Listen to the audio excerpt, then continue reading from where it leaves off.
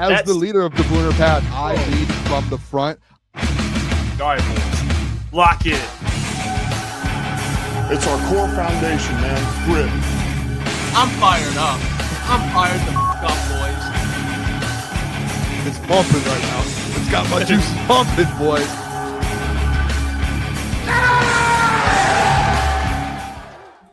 Welcome to Crunch Time Sports with Jeff and Booner. It's Friday, October 3rd. We're back.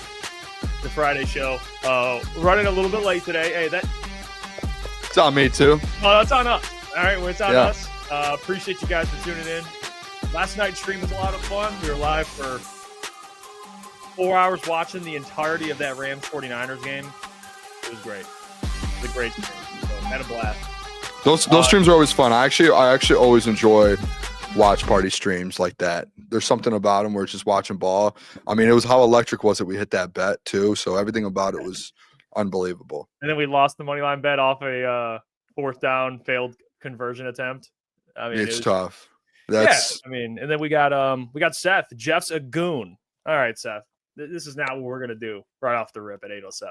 All right. Well, Seth was in yesterday. Shout out Seth. He was talking to us yesterday. By the way, you know what? And I had a hand up too. Yesterday, go on. I completely forgot. I meant today. I know some people had put in our chat yesterday, Booner, you never respond to DMs. I literally woke up this morning and said, I'm going to go back and respond to every DM that I have. I forgot to do it. So tomorrow, I don't have anything to do tomorrow morning besides wake up, put bets in, watch football, get a little cleaning done. I will respond to DMs tomorrow. It's in my brain. It's there. You know what? I'd like to apologize to the people. You know what? You know what that is? It's accountability. It's accountability. It's accountability. And I have a lot. I have a lot. Yeah. I did it about a year ago. About a year ago, I had 1 million. And it was like, as well, like there was, dude, I went back and like there was like 1 million from when I was at Woodward too, when we were there. And I just went back and I just responded. Dude, I responded to people years later. Like, hey, I'm so sorry. Thank you for watching the show. There's that. I'm bad at it.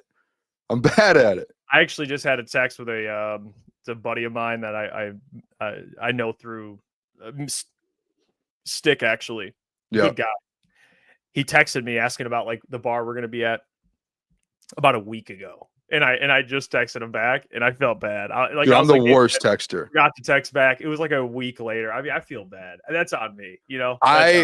My text messages got cleared, Jeff, like a month ago. Like all of them got cleared besides like the recent ones. It was weird. Everything got cleared. And when that happened, I had like 250 just unopened texts. And I was like, the only people I text back like daily would be like the boys, like you boys in our group and like immediate family. That's it. And then it's just like, I have so many that I feel so bad. Just texts that I just do not. It starts with accountability. It is. You know what it is? It's the problem is, and I don't know if you do the same thing. I always open it up or I'll read it. I won't even open it. I'll read it on my home screen and I'll swipe it off and I'll be like, I'll text back later. And then I don't do it. And you don't do it. That's me.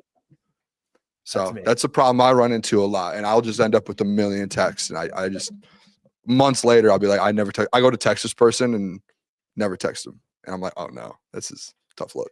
You know what? It's the time of accountability. That's what this end of 2025 accountability with texting people back, responding to DMs. So let's work on it. Let's do it. We got a lot to get to today. Ali McNeil, there was a chance he could have played. And then he was ruled out by Dan Campbell. But here's Dan Campbell talking about his. It was a good hour, huh? That was a great hour. Felt so good. The 50-50 got everyone fired up. And then he confirmed he will not play. But let's hear Dan Campbell talk about his progression, Ali McNeil, so far during practice. Data on him right now. Certainly what he says, how does he feel?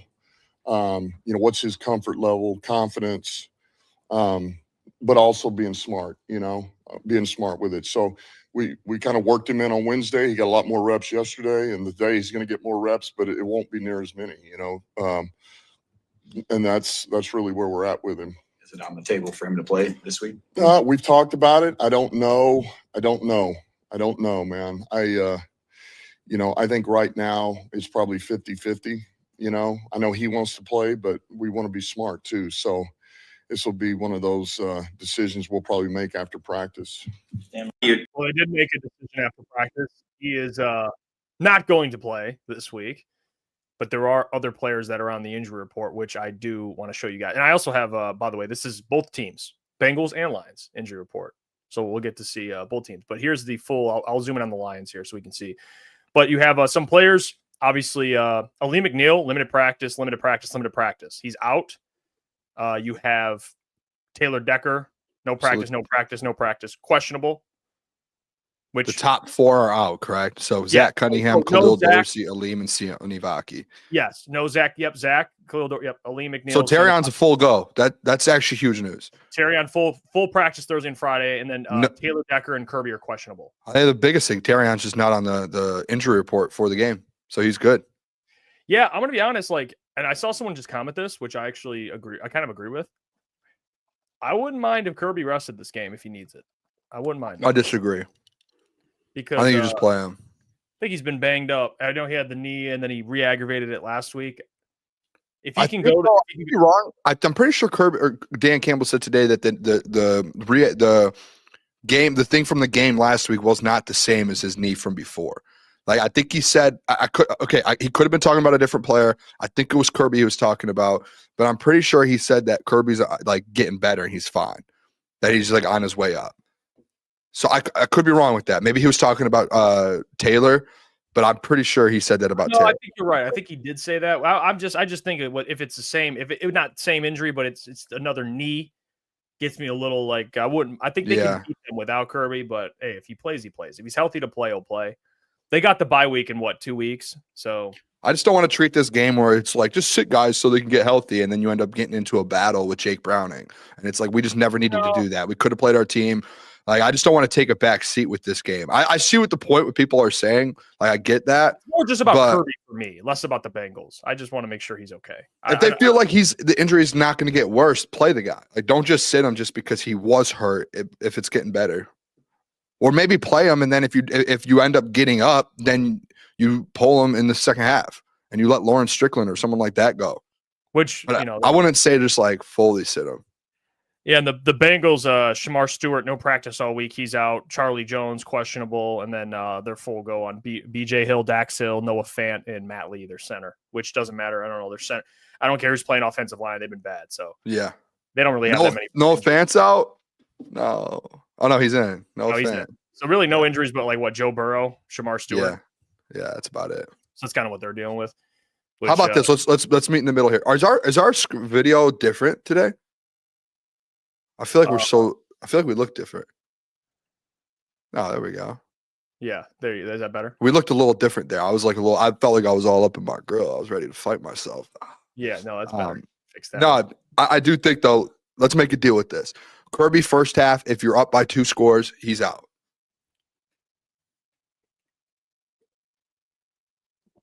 Yeah. That feels fair. Yeah, I mean, if you don't need to play him, you don't. I mean, if they're up in the game, I mean, I don't mind resting them. Yeah. Yeah, he's such an important player. That's why I look at it. Maybe part of it is a little bit of scared from last year, but I don't think it's all because of that. I think it's just being cautious with it. But also, you're not going to rest Taylor Decker, but also he plays left tackle, so it's a little different. You don't want Jared Taylor Decker, dude. I was shocked what Dan said today about him. Did you hear him today?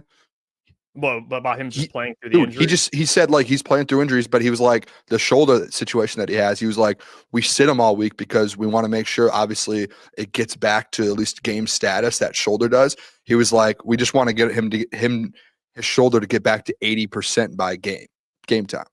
So like that shoulder has to be messed up, and he's talking about like we just need him to get to 80%.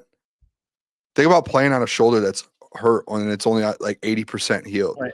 Well, think about not practicing.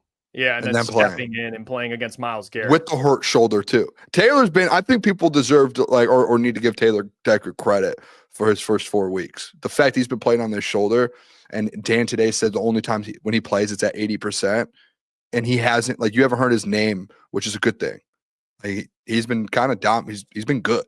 What is he? Do you have PFF? You usually have it up over there. Yeah.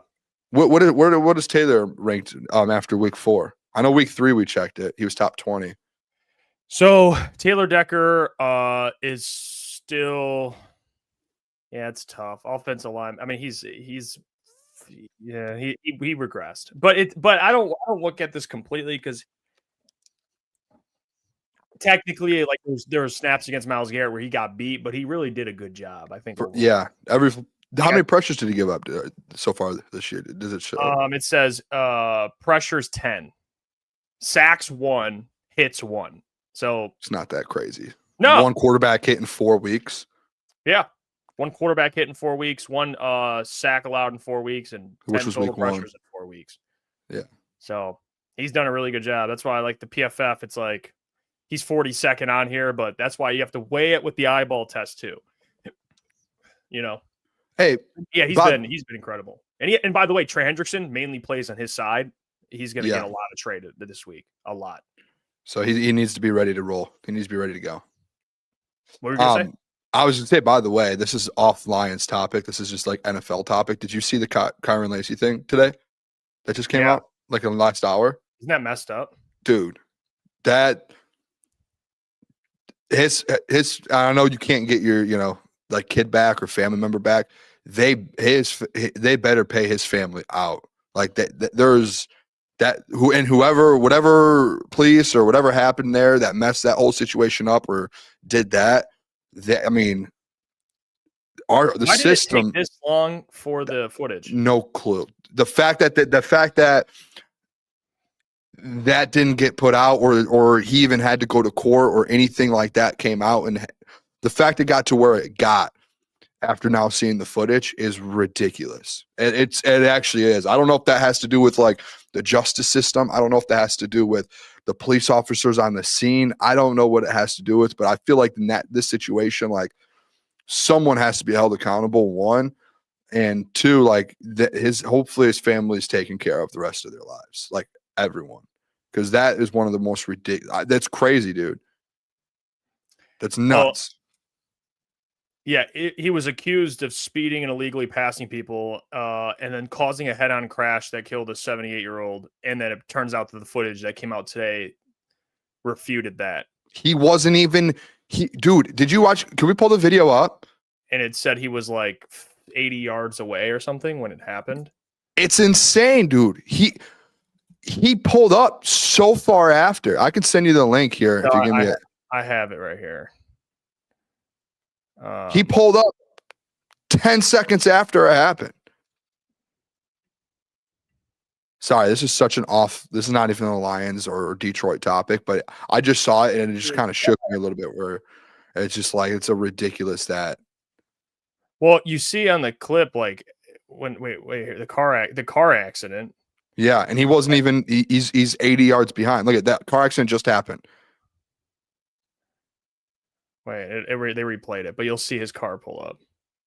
Yeah, right there. That's him. And they accuse. Yeah, isn't that crazy?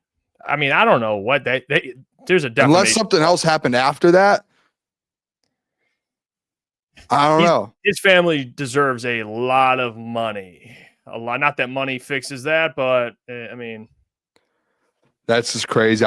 There's some type of system or something where. Yeah, I mean, yeah, I mean, they need to figure that out because you could. It's like, how often does that stuff happen? Looking within the system, and the fact Kyron Lacy, someone who's known, and then also sadly takes his own life because of the situation where he falls in the NFL draft, doesn't even get drafted. He didn't even get drafted because of the situation, and then takes his life. How often does that, like, these situations happens to people, and it's just like because the system's messed up? It's crazy, dude. Yeah, it's unfortunate. I mean, it's terrible. It randomly came out today. So if you guys haven't heard about that, yeah, it's great. I suggest you go look into it. It's interesting. His family's going to be in for something. They're going to have to do something. Yeah. Someone's got to get held accountable for that.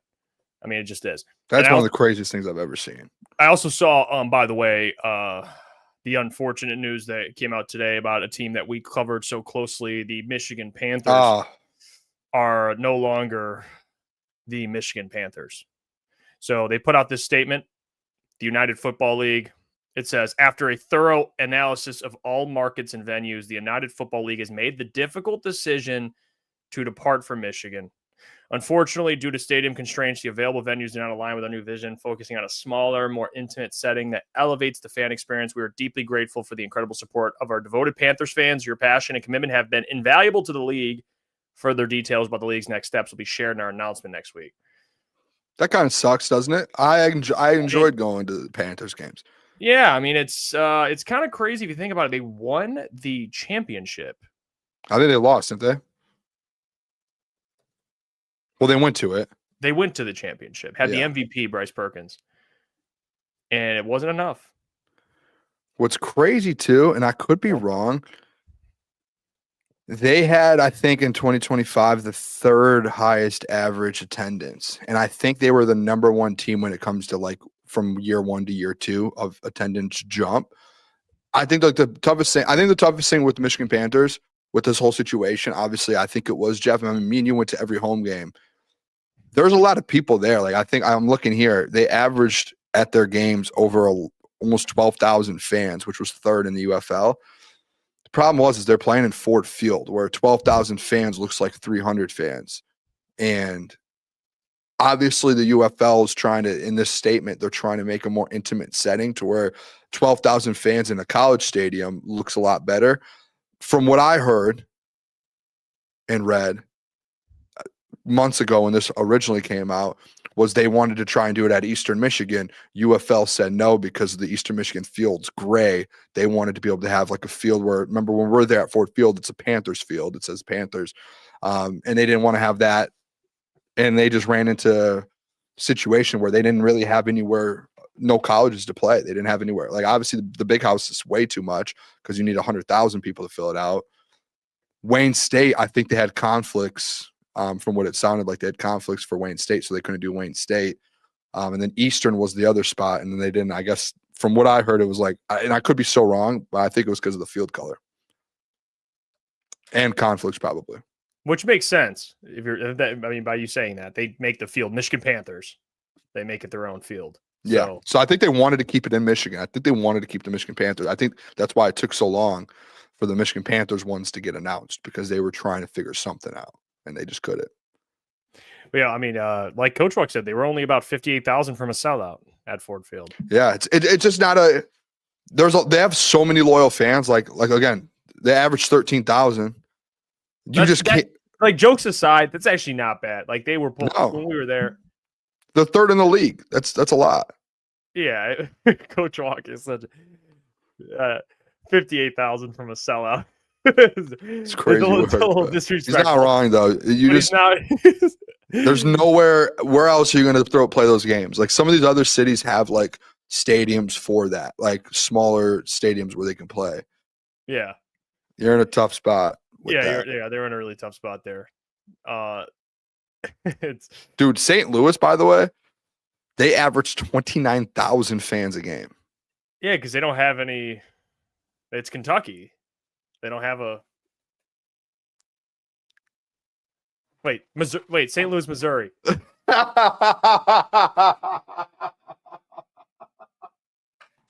There's no way. When you said that, I was so like, bro, there's no. No. That Missouri was the most genuine. Oh, it's Kentucky. Oh, Jeff, that is unbelievable from you. That is unbelievable from you. I don't think there's not a St. Louis, Kentucky. Oh, Louisville. Okay, you're talking about Louisville. Yeah. This guy literally just said, I said St. Louis has 29,000. He said, yeah, because they're in Kentucky. No, okay. It's been a long week. All right. Give me a break. Wow. All right. Yeah, we need to do a geography lesson for you. At least I corrected it. I said Missouri after, but yeah, that was rough. That was unbelievable. That really threw me off for a second. This guy said Kentucky. I said it so confident too, man. Either way, that's like 29,000 fans a game. Missouri does have a insane football team. Pretty good one, actually. They have a pretty good one. So that's I'm thinking it's like, oh, dude, yeah. Like, I don't know why Louisville just came to mind when he said. What state is the Kansas City Chiefs in? Missouri. Sure they're not in Kansas? No, they're not. Kansas City's in Missouri. All right. Okay. I'm not terrible when it comes to geography. I think that was just an all-time fumble. I think it really was. By the way, too, Louisville I've been there a couple times. It's not that bad of a city. It's a pretty decent city. What, Louisville? Yeah. We used to go there for basketball. We used to play Bellarmine all the time, which were really good. Shout out Kentucky. Shout out Kentucky, though, yeah. Kentucky's a good state. Oh, don't worry about it, dude. This guy said, yeah, because they're in Kentucky. So for a second, I thought I was going crazy, dude. Hey, shout out Easy, man. Shout out Easy. He's in the chat, too. I see Easy. Easy. What a goat. Easy texted me today some gambling video. I still have to watch it. I haven't had any time to watch it, but I have to figure out this guy. I think Easy's trying to cheat the system, which I respect. Like, What's he doing? I don't know. He sent me some YouTube videos that I think he's trying to cheat the. I can't have this conversation. I've said too much already. Yeah, don't give it away. Yeah. No, you can't give it away, man. Do not give it away. UFC is tonight, Jeff? What? He just said UFC Friday. No, it's tomorrow. Why do you say UFC Friday?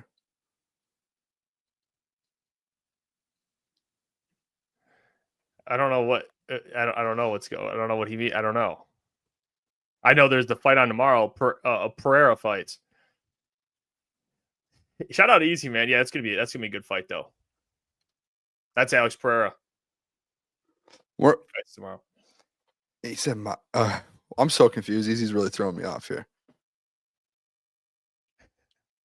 He said that was my St. Louis moment. Hey, it happens, man. I'm telling you. It happens. I was so confused, dude. I was like, wait a second. I thought we're missing UFC. Listen, we got a lot to get to. All right, let's get away from being an absolute idiot and focus on the Lions and Bengals. All right, and I think I heard TJ Lang from 97.1 say that he thinks it'll be a relatively closer game than the Browns. He thinks it'll be like more of a 24, 27, 17 type of game. And I guess it's just now that we're here on Friday, I think all week the assumption is it's going to be another blowout. I think what TJ was saying, which I actually think is a fair point, when you have a team that's 2-2 and they're in desperation mode, and I think there is some danger to that because they have a bunch of skill position players and you have DJ Reed out. I get that, but if I'm being honest, they beat the Browns by as many points as they did, and they didn't play great offensively, and that was a much better defense. This Bengals defense, man. Did TJ Lang mention why he thinks it's going to end up being? Because of that. They're 2-2. They're in desperation mode. They got some good skill position players. He thinks it'll be, obviously it's on the road. You're in Cincinnati. It could be a game where he thinks it'll be a little closer, like a 10, 13 point victory, something like that. If I'm going to be honest, like if I had to pick a team that would be closer, like let's say from the Browns game to the Bengals game, it's like, hey, pick one team that's going to be within 2 touchdowns. I personally, even with no Joe Burrow, I think I would be with TJ Lang and I would say the Bengals based off of the weapons that they do have. Like I know the line or the Bengals defense might not be great, but if you're talking about an offense that can keep up with Jamar Chase, with T. Higgins, but obviously like the tough part about it is you saw them play last week in primetime and what happened, like Jake Browning couldn't even get the ball to Jamar Chase. So the only thing is like the problem with that too, Jeff, we've seen Jake Browning get the ball to Jamar Chase and T. Higgins and play well.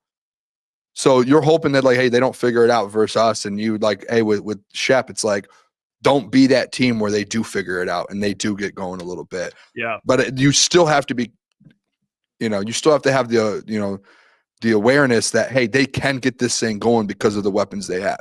They, in my opinion, Jamar Chase, I mean, Puka right now, obviously, but I'm talking about like skill-wise as a whole. Jamar Chase and Justin Jefferson obviously 1-1. Jamar Chase is a guy that can instantly, like, boom, turn a game like that. You can get him the ball on a screen pass. Who cares what the O-line does? He could take the ball for 80 yards and score a touchdown. He's done it in the game 4 different times for 3 touchdowns. Yeah. So I wouldn't be shy. I think it's something you have to be aware about. And like I actually honestly see TJ Lang's point.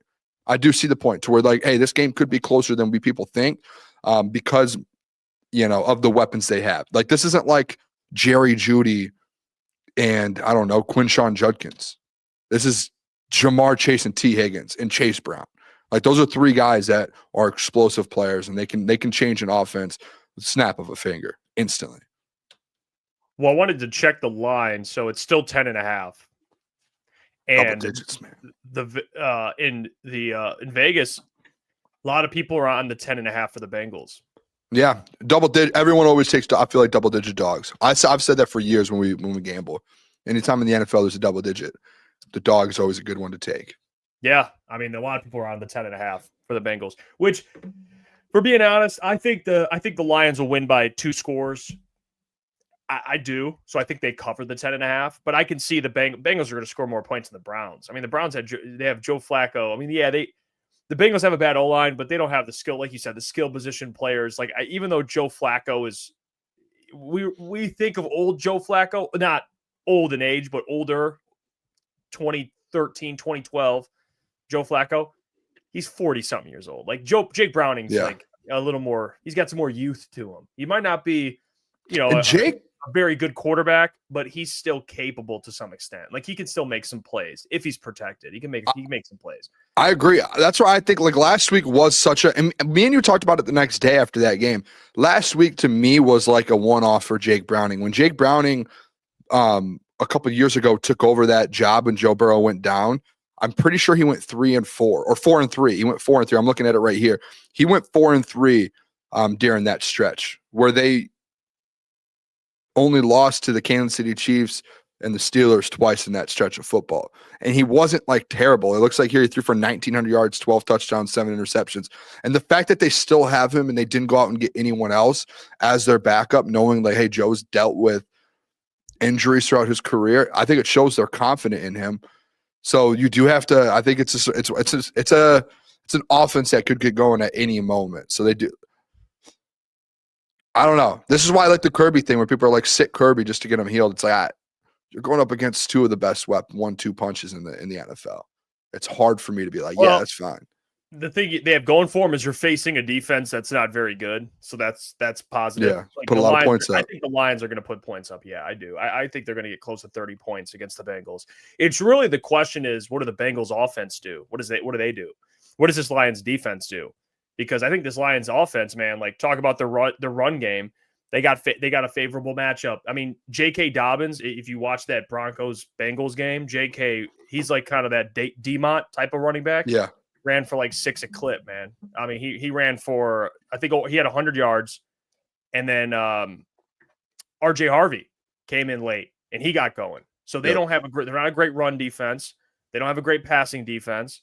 Like, they have Trey Hendrickson, who's incredible. He's really good. And they have a couple players that can make some plays. But I think Lions offense, I'm not worried about them at all. I think I think Demont's going to have a big game. I think Jahmyr Gibbs is going to have a big game. I mean, I think if you're looking at wide receivers, this is the game where Jameis Williams will be able to bounce back. I think you're going to see J-Mo. You're going to see the J-Mo you typically see this week, I think. I'm interested. I don't think that carries over his, the him and Jared not being on the same page. I think it's right back to where I think they're going to fix it. I think they're going to be like intentional. What's weird though is like they were intentional last week, obviously because they missed like 2 or 3 and then they just kept doing it. Excuse me. That was nuts. They did it like 6 or 7 times throughout the game. I was talking and just a burp came up. You could drink this coffee, man. It just popped up. Coffee at 8:30, by the way. I just love that. Dude, I was yawning an hour ago and usually I do some energy drinks late. I gotta just have something. Energy drinks this late is bad news. But lost my train of thought. Oh, the JMO stuff. But then you would think like, all right, 2 or 3 times. All right, let's just go away from it. Let's go to Amon-Ra. Let's go to Laporta. Let's go to Jahmyr, whatever it was. They just kept doing it, right? Like they kept pushing the button and being like, let's keep trying. Let's keep trying. I feel like that shows right there they're going to be intentional this week and trying to get this thing going. And they're going to be like, let's push the button again. Let's keep doing it until it happens. I'm telling you, targeting JMO early like last week, Coach Walk. I think Coach is onto something there, man. Yeah. Get JMO going early. I mean, they got him going early last week, and they still weren't on the same page. But I think it's a different. You're going to see a JMO bomb. It's this. Should I run that parlay back when I took him 100 and a touchdown? Call me stubborn. I'm running back a touchdown from JMO. I'm running it back. It was like plus 1,000. That parlay was him 100 and a touchdown. I am running it. I'm running it back. I'm betting on JMO to score a touchdown. And Jesse says Monty's also from Cincinnati. Yeah, that whole thing. We'll talk. Should we talk about that Sunday? We'll save it for Sunday, yeah. Because me and you actually had a good conversation. Yeah, we got yesterday. Boone's got some nasty ones planned for the sports books. I mean, these sports books are not ready for Sunday. We should. Sunday feels like a game like with the Lions offense.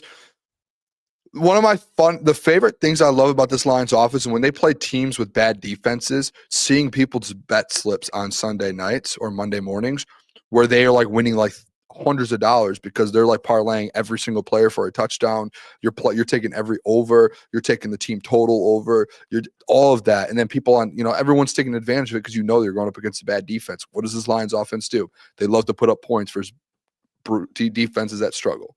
They love it. That's where they succeed, and they're like at a high level. I agree. There's something I want to see, game specials. Let me see something real quick. This is early. Hold on. I want to see something, Jeff. Are you looking at what I think you're looking at? Are we talking about? They don't have it up. Sacks? What were you? Yeah. Yeah. They don't have it. They have game specials. Usually it's under game specials, but they don't have it. Lions 5 sacks. That's the other thing. I don't see it. Oh, never mind. Nope. That's the other thing is what does his O-line do, man, for Jake Browning? I mean, he might be a dead man walking on Sunday. That's the question. It's not like Jake Browning's the worst quarterback. It's just they can't protect him, and he's not good enough to overcome it. Not many are, but he can't certainly. So if they can get pressure on him and they do sack him 5 times, whatever, and I think they will. As a defensive player of the year type of game, dude, like he's gonna drown. Like it's just how it is. He did it against the Broncos. Like he could not do a thing. This is the type of game where you look at your best defensive player like Hutch and you say, you got to take this game over, man. I agree with Purple Prince, actually. If you want to take, this is the game. These are the type of games Hutch has to take over. Like what he just really needs to I think like a sack and a half. Like he can't go out of if he goes into this game and leaves with nothing, you're not winning defensive player of the year. These are the games you stack up your stacks. These are the games where you see like guys like Daniil Hunter or like Myles Garrett or Max Crosby. They go into these games versus just brutal offensive lines. And Hutch has done it. Did you see the stat of Hutch over his last 11 healthy games or something? Oh, he's balling. I'm gonna see. Maybe I liked it because when I saw it, I was like, I was in disbelief. I don't think I did actually. That sucks. It was incredible. I saw it. I forgot the number, but I did see a tweet that said something like that. His last healthy games. Yeah. And it was a crazy number, like what he's doing. Because that was the first 6 games last year, and then this year. Yep. Yeah, I can't find it. I thought I had it. He's on a crazy. I mean, he's still continuing. They actually asked Aiden Hutchinson about that. Like, do you feel like you've picked up where you left off? He said, "Oh yeah." He said, "I feel great. I feel really good." And you see it right now. I mean, he's destroying. I mean, he's winning every matchup. I mean, I know. I get it, guys. And here's the thing: people are going to say, "Well, he's facing backup offensive linemen or bad tackles, whatever." Guys, you have to. This is what I believe personally. You don't have to care what I have to say, of course. But this is what I believe. If we're going to criticize someone for not taking advantage of a matchup, we have to give them praise when they do take advantage of a matchup. Yeah. Like if Hutch gets 0 sacks on Sunday, we're going to go out and be like, damn, you know what I mean? He didn't take advantage of a matchup he was supposed to take advantage of. We would criticize him. So when he does it, you have to be like, yeah, he did what he was supposed to do, but you get credit. It's the same reason why the Lions blowing out the Bears. I don't care if it's the Bears. They still get a lot of credit because they could have had an absolute battle to the end with the Bears, and we'd be criticizing them. So I just don't think that's fair to be. I don't understand a backup tackle merchant or something like it's but the problem is it's like you're in the NFL. Like no matter who you go up against, one, it's impressive, but two, why do people act like the last 11 games that Hutch has played every single time it's been a backup tackle, where it's like, okay, well let's go look at when Myles Garrett goes up again. Like how many? If Hutch is doing it for, let's say, every 11 game, That means Myles Garrett's going up against backup tackles at some point. Everyone does. So you're gonna face bad tackles, backup offensive tackles. But the people who criticize that, you know who those people are, right? Those are Lions fans. But this is that point that I brought up to you the one time, Jeff, where you hated it. But it's where it's just like Lions fans, as much as there are a lot of slappies out there, there is like half of the Lions fan base who will refuse to give people inside the organization for some reason credit for what they do. And they always find like a loophole to be like, well, there's this, well, there's this, well, there's this. And that was what I told you the problem was, where it's like, hey, why don't people put this was the thing earlier in the offseason. It was like when I had the question about Amon-Ra being at third as the wide receiver, and everyone was like, I don't know, man, or fourth or whatever it was. And you're like, I don't know, man. He's like fifth or sixth, AJ Brown, this player. I'm like, we might be the only fan base in the world that has half the fan base that will just never give credit to players inside the organization because they feel like, I don't know. It's like a mindset thing. It's weird. I don't know. I don't know what it's called. I don't know. It's like an illness of Lions fans. But they'll refuse to do it. But now all of a sudden, Amon-Ra, he's top three. It's like, all right, why were half of the fan base earlier in the offseason being like, there's no way he's even close to that? Don't want to give people inside the organization credit. It's weird. I don't like it. That's my theory. I've had that theory for a while now, though. Yeah, it's the same. I think it's the same for different positions. Like, I'm not going to, no one looked at Goff like Goff's tearing up the Titans and tearing up the Jags and tearing up all these bad teams last year. We're not going to say Goff's a bad defense merchant. You know what I mean? It's like, dude. Yeah. Yeah. I mean, you know what I'm saying? Like, you could apply that to everyone. It's like wide receivers that go up against backup corners and have big games. It's like, who cares? Dude, like, if you have a favorable matchup, you're supposed to take advantage of it. Hutch does that, and he makes guys pay for that. He's like, I'm better than you. You're not good. I'm going to show you why you're not good. And he dominates. Yes. That's just how it's supposed to go. I don't get, like, what do you expect from the guy? Like, that's how you stack up stats throughout the season. Every great player does it. Go look at Saquon's year last year. I can guarantee you the bad teams, he put like 200 total yards up on them. And then the good teams, probably 100. But it's like, that's how you get to where, like, that's how the game works. It all balances itself out. Right. But you have to take care of business in these bad games versus bad offenses and backup tackles. I do think Hutch. I'm going to probably take a bet, to be honest, for him 2 sacks on Sunday. It might be like plus 400 or 500. I know recently that's been the price for him. Yeah, that's crazy. I mean, shit. It's like a mini parlay. You just had 2 sacks, and this is a worst offensive line.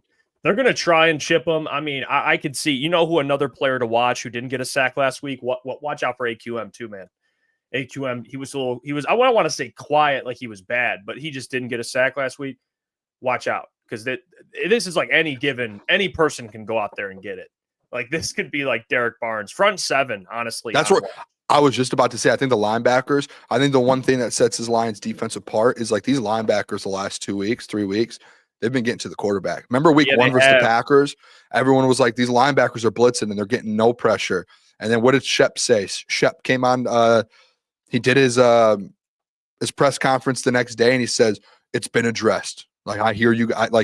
He's like, I hear the fan base. I hear the players.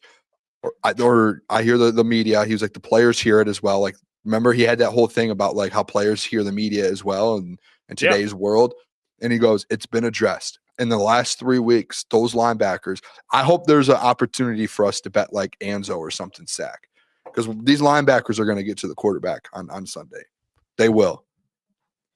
Yeah, well, actually, I do have a clip of Calvin talking about AQM, because I just mentioned I think he has a pretty big day, or he'll get a sack. I think he'll be back in the sack column, because Calvin was praising him. So let's take a listen and hear what Calvin had to say here. He's been tremendous. I mean, you literally have seen Muhammad line up at the nose, the 3, the edge, and have him batted eye. He's gotten run game in there. It hasn't just been pass rush. I've seen him drop a knee and anchor. I mean, just anything you've asked that guy to do. And like I said, where he is in his career, to see him kind of ascending in a way is a credit to Casey Rogers, but more importantly, it's a credit to Muhammad, man. Head down. He's been a grinder since day one, ever since I met him. He's been tremendous. I mean, you literally have seen Muhammad line up at the nose. And this guy, you know what he did throw in there too that I thought was interesting? Apparently, AQM's always been known as a pretty bad run defender. He said he did say he's playing the run. Yeah, he's giving him some credit for that. Yeah, he's giving him some love there. I did see someone else in the chat. Who is it? Who dat says, "Am I crazy to take Tyleek's first NFL sack Sunday?" Hey, Tyleek, this is one of your last games. You're going to have a bunch of snaps. You're still going to get snaps, but you're not going to have Aleem carving into them. So I don't want to be the one to say, like, I told you so, because Tyleek's been really good. I got yelled at the day after the draft from Klotz when I said, hey, that Tyleek's greatest strength isn't pass rushing. And like the Klotz just like went off on me. And then the chat, as the chat always does, I'm just going to side against Booner. Well, and the whole chat was like, Booner, you're an idiot. What are you talking about?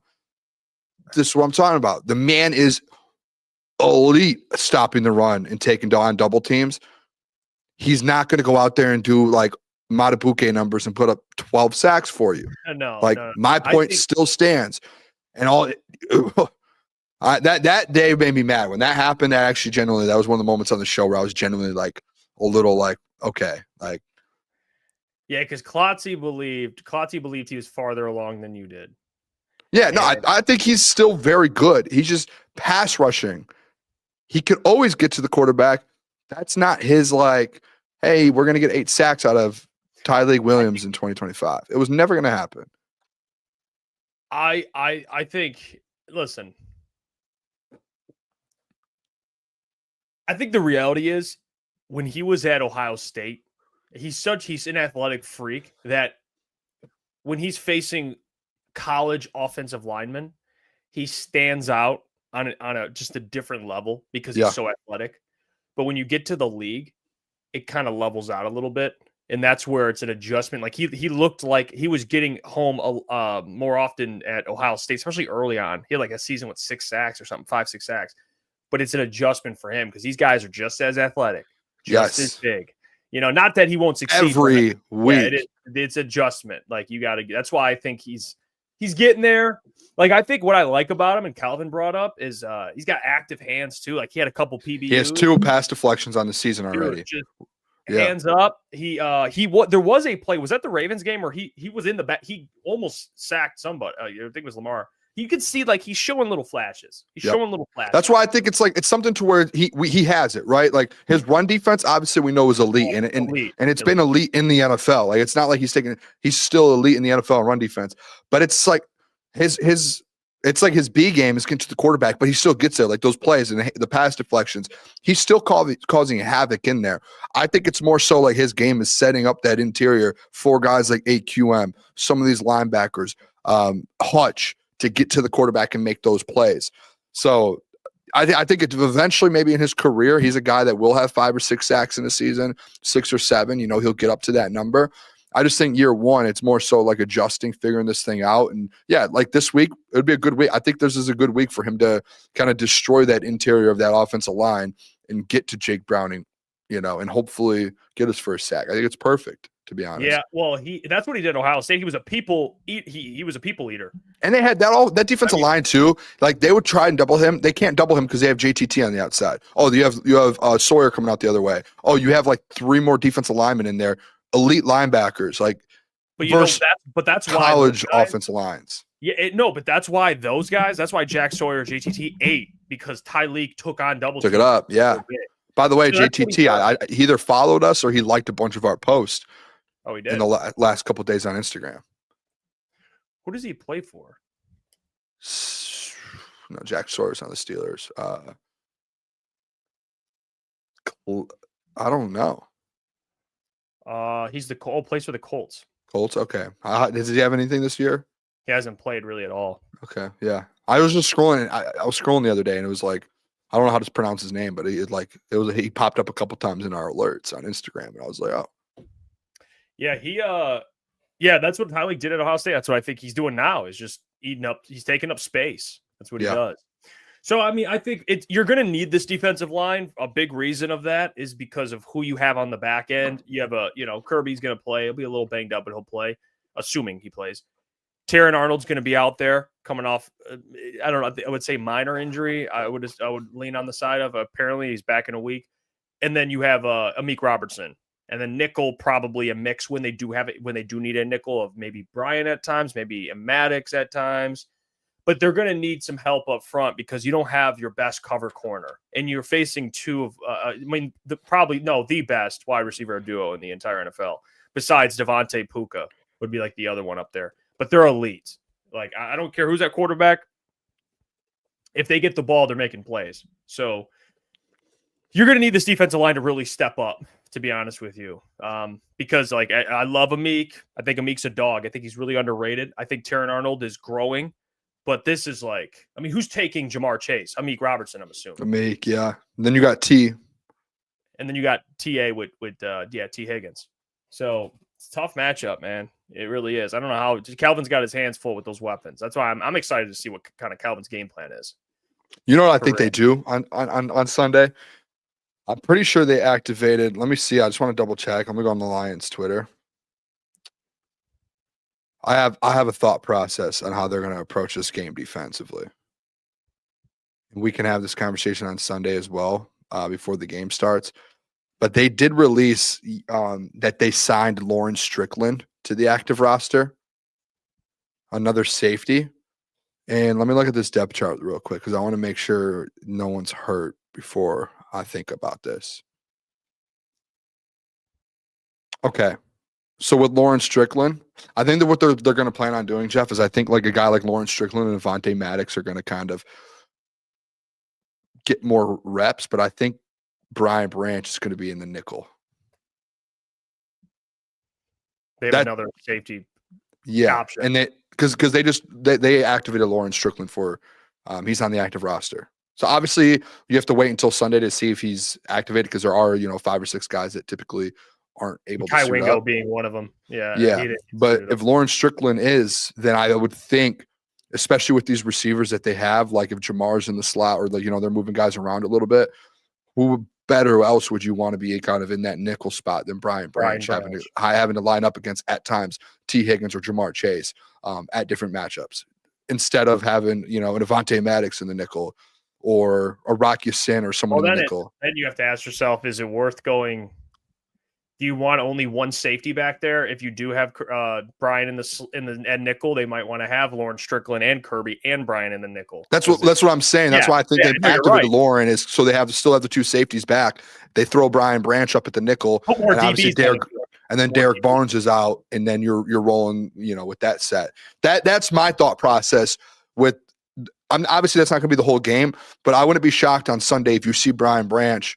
And Brian Branch is obviously going to get 100% of the snaps, 96%. But I think there's going to be moments where you see Brian move into that nickel spot when they do go into those different sets. Yeah, just to make sure. Like nickel packages where they have one less linebacker, kind of what AG ran last year, where he only had 2 linebackers on the field and they had a nickel. They might run. I don't know. It's a good theory. It's actually a good point by you. I mean, I could see maybe Kelvin, even though he loves his linebackers, this might be a better matchup with more DBs on the field. Yeah. Even if they run it the same, if they have Derek Barnes out there the same amount as they usually do, I just think anytime they get into that nickel package, typically it was always obviously Amik. Or when it wasn't Amik, it was Terrion. You know what I mean? Like they were kind of flopping it. I think this week, say they do it 10 times, I think all 10 times is going to be Brian Branch in the nickel and Maddox back. Or Strickland back. Because when we were at camp, wasn't Maddox playing safety? He was back there when Kirby was down. Nickel safety. I mean, he didn't play like outside corner, but he was in those 2 spots, really. Yeah. I think Rocky Sin was too, if I remember correctly. Yeah, he played some safety too, yeah. When Kirby got hurt during that, those guys were back there playing safety. Yeah, he was. So I think they're going to try and get Branch up in the nickel a little bit more. Let me see. Alan says, I feel this game will be a lot of blitzing from the Lions defense. Yeah, I mean, I think you have to factor in blitzes. I mean, this offensive line stinks. You have to be very cautious. Yeah. Yeah, you got to be very cautious too, because you better hope you're getting home. I would like to see how often the Broncos actually blitz.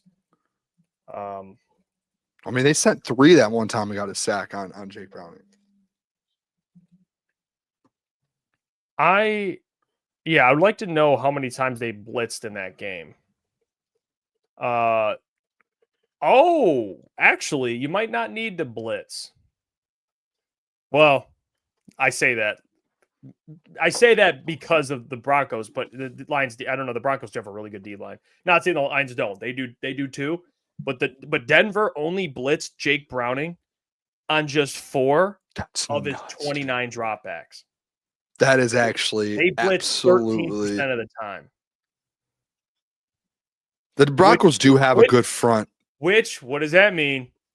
Getting home with 4. Yeah. I mean, they got home with need to 3 blitz. one time. And they got home with 3. So if you look at it like that, Alan, you could blitz, but if you have Aiden, Tyleek, DJ, and AQM winning, you might not even need to blitz. You might be able to, if those guys are getting home, and then maybe you can mix in some different, maybe situationally, Derek Barnes can blitz, or Anzalone, or whoever, Jack, whatever you want to do. But they got home with 4.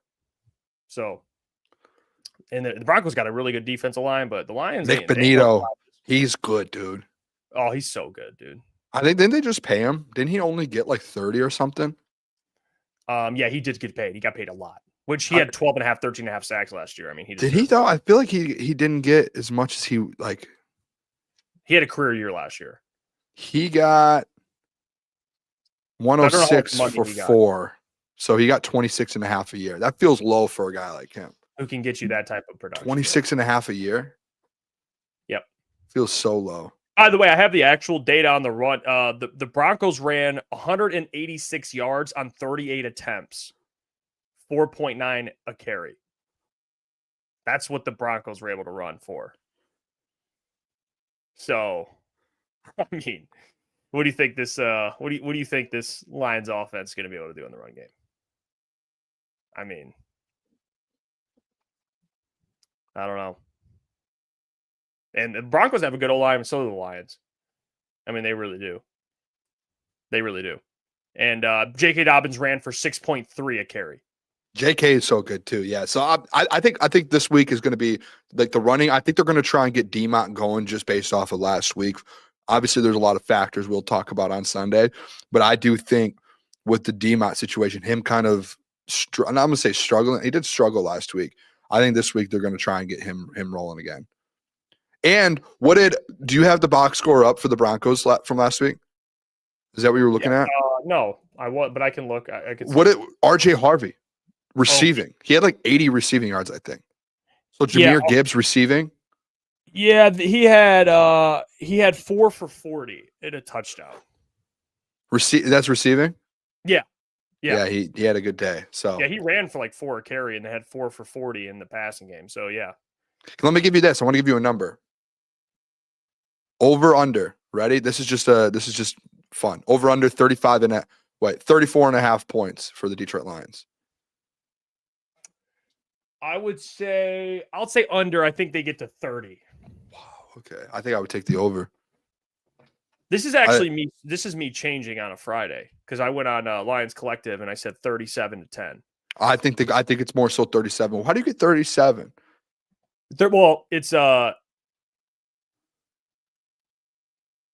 It's like 3 or 4 field goals in there. I don't know. It's a lot. It's like 3 field goals, 4 touchdowns and 3 field goals. Yeah, it was a number I just came to my head. I said I'm going with 37. Did you see it? The more I think about it, I'm like, I think they go 40. Sure. If it was 39.5, I would go over. I think I'm going to take the alternate. I think they go 40. Dude, they scored 6 touchdowns. That's not crazy. Yeah, I mean, you got to think. Let's just talk about the given. So Goff's going to have 2 passing touchdowns. Potentially 3. I'm saying at least. Minimum. Yeah. That's 14. All right. Jahmyr and David are going to both score. 28.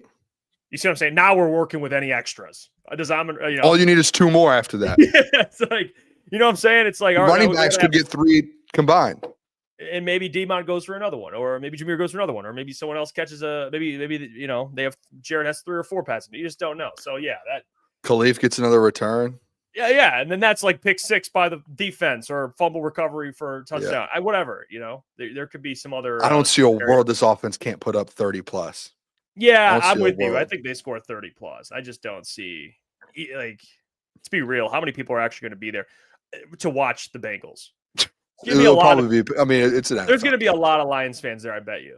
For sure. It's a drive away too. It's a quick drive. There's people probably that bought tickets thinking it was going to be Joe Burrow and then are going to this game. For sure. Like Lions fans are probably like, shit, I go watch. They probably spent good money on it. By the way, all right, this is such a random. This is again off topic. Brains working overtime tonight. Did you see the story from Doug Peterson on Part of My Take about the double doink when they lost in the playoffs, the Chicago Bears to the Jags? I think it was. Did you hear the story? I didn't watch it. I saw it on Twitter. Bro, I saw it. Dave Phipp. He said Dave Phipp was the one that created the double doink. He was the one. I think he was the coordinator, special teams coordinator for Doug Peterson. Now I want to watch it. Do you want me to pull it up? Yeah. Let me see if I can find it. I want to watch it. I saw it on Twitter and I just saw it. I looked at it. I didn't watch it. I should have. Let me see if I can find it real quick. Now it's so interesting, dude. I didn't know, by the way, too, Dave Phipp was in Jacksonville when they were good. I didn't either. You know what's interesting about that? And all right, ready? You knew Doug Pete hit that kick, right? I knew he wasn't hitting that kick. You know what's interesting about that? And I can reveal it now is during the week, my special teams coordinator, Dave Phipp, came to me. Shout out Dave Phipp. I'll always remember this. And Cody at the time was hitting everything 92.3% of his field goals. Oh, I think you're gonna say post because he had a game like earlier in the year. Well, he did, but he was in the low 90s, I think, in field goal makes, right, that season. But anytime a coach burned a timeout, it literally cut in half. Oh my God! And he came to me with this interesting nugget of information, and I was like, we're getting to the end of and Mitch Trubisky, yeah, he brought him down the field, was looking brilliant. He's like throwing darts out there on a 2-minute drive, gets him down into field goal range. I'm going, there's no way. I got one timeout left. This is going to come down to a kick. I'm going to test the theory. And I'm replaying this whole thing in my head.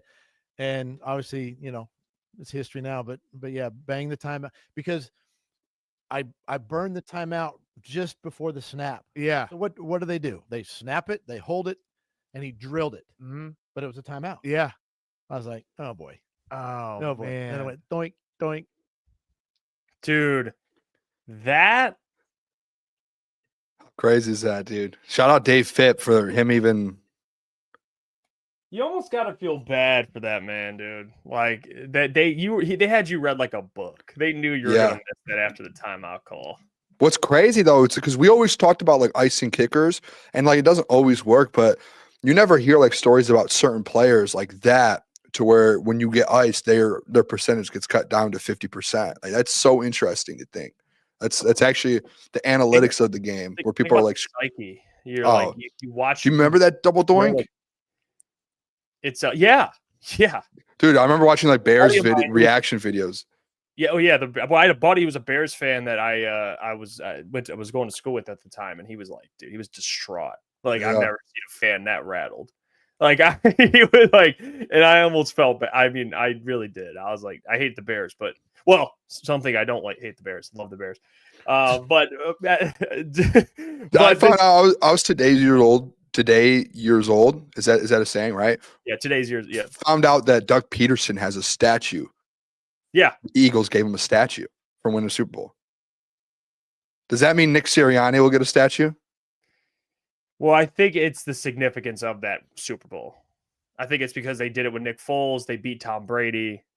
Okay. I think the statue is Nick Foles and Doug Peterson. Yeah, that's why. What a statue to have. Yeah. It's not even like the greatest coach or a player of your franchise. It's literally like the Philly special is one of the most iconic moments in like Philadelphia sports. Yeah.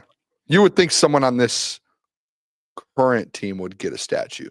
I would give it to Nick Sirianni. I like Nick Sirianni. I love Nick Sirianni. I remember for the last 2 years, but I think it might have been Klotz. Someone, maybe it was. I don't know. People always hate on the guy. Someone on our show always hated Nick Sirianni, and I was like, I always thought that he was just like I think it was Klotz, because Klotz was like, he can't do anything offensively or defensively. He doesn't control anything. He's just there. And I'm like, no, I think he's a vibes guy. That's like, he's a vibes. You need that. Players love him. But people forget he was also the OC in Indy, I think, before he went to the. I think you're right. So he was a play caller. Like I don't. What do you mean he didn't do anything? I don't like what. Maybe that was Gentry, or it was either Gentry or Klotz that always used to just go at Sirianni. Hey, Joe Schmo says, "Is double doink a Kentucky term?" Good job. Shout out Joe Schmo. That's so funny. Randall says, "You guys need to get a damn room with the dude." Okay, Ooh, Sirianni, come on. Yeah, Sirianni's. Come on now. Yeah, it's like I mean, we just can't like anyone outside of Detroit sports. I mean, what's going on with? He's a fellow Italian. Yeah, I mean, Big Dom. What's wrong with Big Dom? Big Dom, man. Nothing. That guy's. We need to honestly, me and you need to manifest meeting Big Dom, because I feel like we manifested meeting Sean Stiletto, and it happened. I feel like that's our next like Italian. We got to be like, all right, Big Dom's Big next. Dom for sure. That's one of the greatest moments, I think. We'll meet him at Indy this year. Yeah, the Stiletto thing was one of the most, I think, a top 5 moment in my life. Like that was. Oh, dude, I've never seen it. Just see him as clean as he is in person. Yeah, it was just incredible. And he just stopped and hung out with us, like, and he just started like giving us his books, and like he was just an unbelievable dude. He was a true Italian. Yeah, just Italians just want to talk, like friendly, the best. And then he pointed at my hair. I think that's why he's like real. And then he points at me like when we walk up, like he knew me. Like he knew me. Yeah, he's a great guy, man. Super great guy. I'll never forget that moment of him pointing at me and looking at me, being like, "Booner," and then him be like the whole thing was just like, "I want to Big Dom's next, bro." Like for sure. And Nick Sirianni. Hey, do you think Jake Bates could smack a 70-yarder? He will at some point of his career. It might be this year. Honestly, Dan already said he's going to give him another chance. It's only a matter of time. This guy's going to make a 70-yarder. What's the record, though? The NFL record?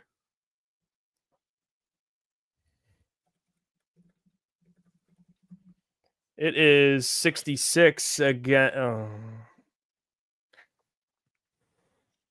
I think because he kicked for the record a couple weeks ago. 66. Yeah. So, yeah, I think he'll get a 70. I do. I really do. When did he do that 66, Boone? That was 2 weeks ago, I think. No, I'm saying, when did Justin Tucker? Oh, versus us. Yeah, okay. Got it. I thought 66. We don't talk about Justin Tucker here. Man. We don't talk about him for a couple different reasons. See, did he got sentenced today? Yeah, in other news, along with Justin Tucker. By the way, Cam Little hit us. Yeah, you're right. 70-yarder. It was a preseason game. Yeah, it was preseason. Which is crazy. Which is crazy. Cam Little longer. Jake Bates didn't kick field goals in college. He was on the team with Cam Little at Arkansas. Is that not mind blowing? The special teams unit's elite over there. Yeah, bro. What's happening in Arkansas there? What's in the water over there, man? Tesla, Cam Little, Jake Bates. I mean, what do they got over there, man? What do they got over there in Arkansas? I don't know. Let's get to we got over-unders to get to. And they fired my coach. Yeah, because he got destroyed. Against who? Who was it that they got blown out by? I don't know. But that guy, the pictures of him, bro. Have you ever seen the pictures of him on the side? I'm not gonna do it. I'm not gonna do it. You know what I'm gonna say about him? The coach there? What? He was one of my favorite guys. He had some, you know what? I know. He had some chucks, dude. Yeah. I don't know how else to say it. Yeah, that's fair. Well, what was his? Arkansas football. Sam Pittman. That's who it was. Sam Pittman.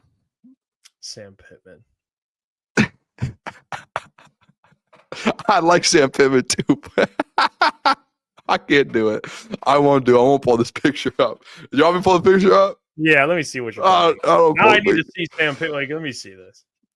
Oh man, this is Isaac Tesla's coach. This is the guy that would. I mean, he's got a pair of tits. All right, we're not done. We're done. I can't do this, bro. I'm just saying to you. I like Sam Pittman too. I was always a Sam Pittman fan.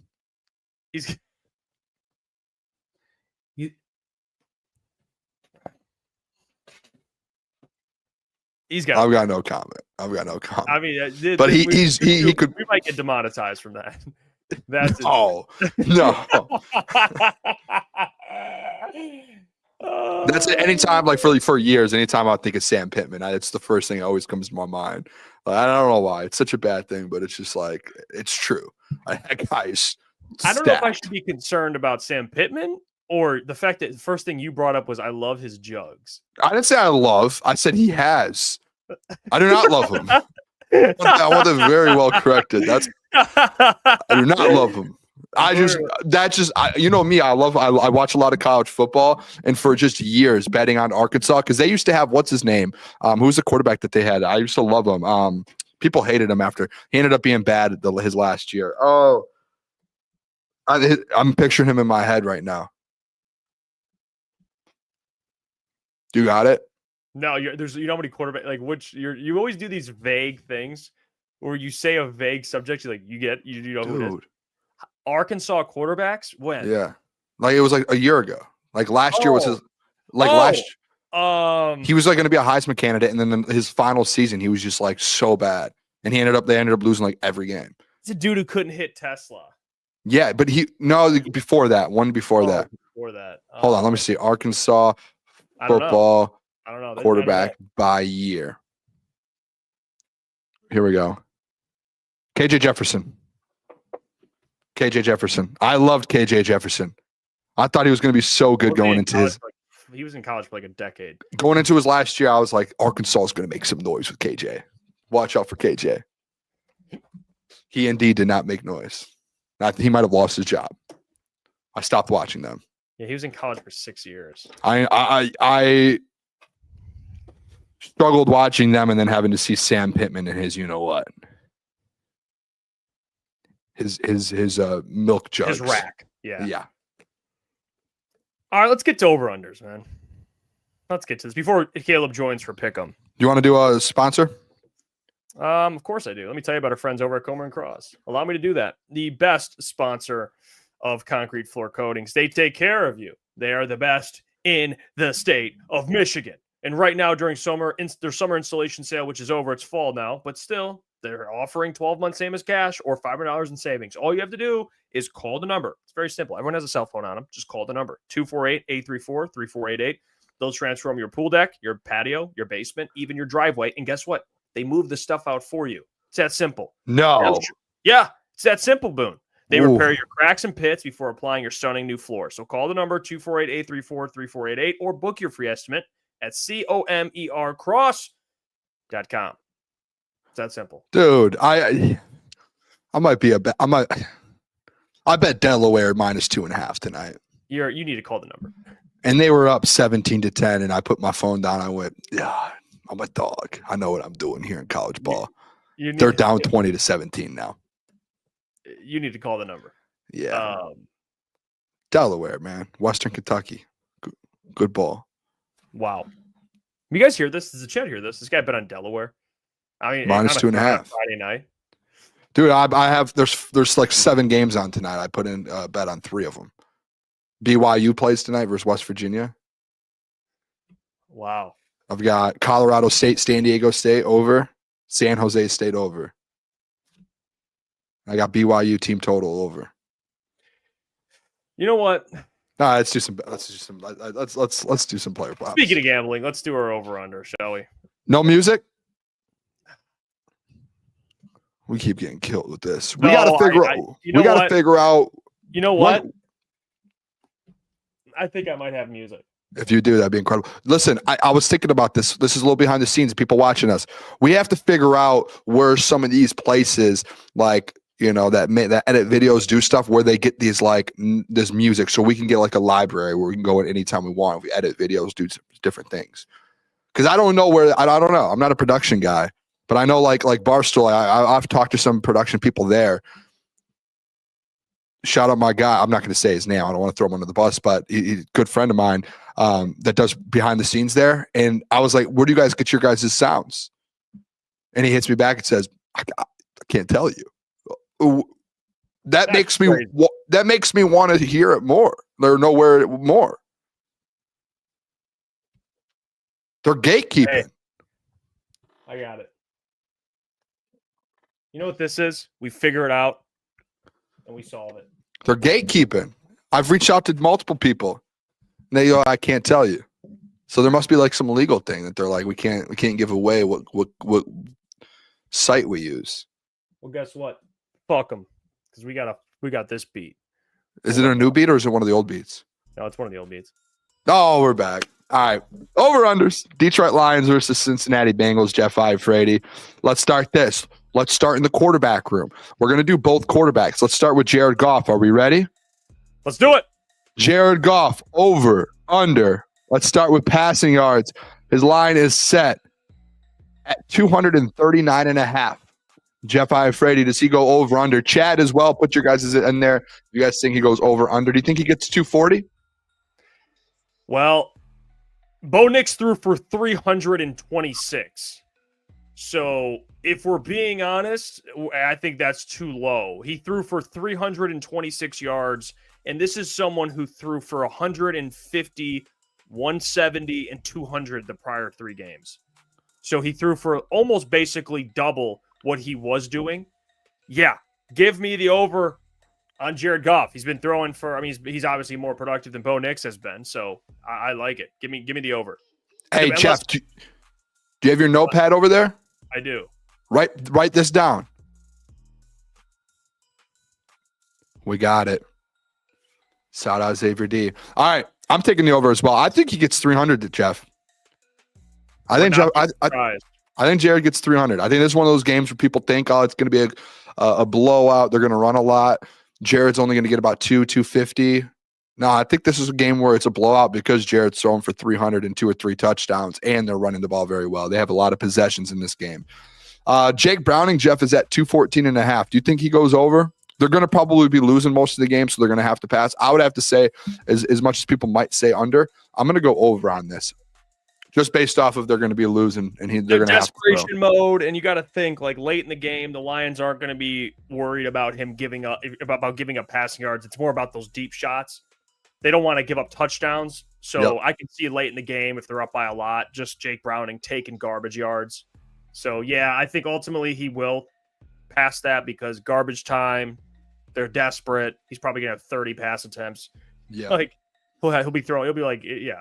He's better than Joe Flacco, but not by that much, to be honest. But they'll be desperate. And they have better weapons than Joe Flacco did. So they definitely do. That's where I think I get to a point, even with Chase Brown. Like Chase Brown can catch the ball out of the backfield a lot. Yeah, he can. And make plays, especially if things start to break down a little bit. That might be where you see Chase Brown get going a little bit this week. All right, let's do rushing here real quick. Jahmyr Gibbs right now, Jeff, is at 75.5. Do you think he goes over on that 75?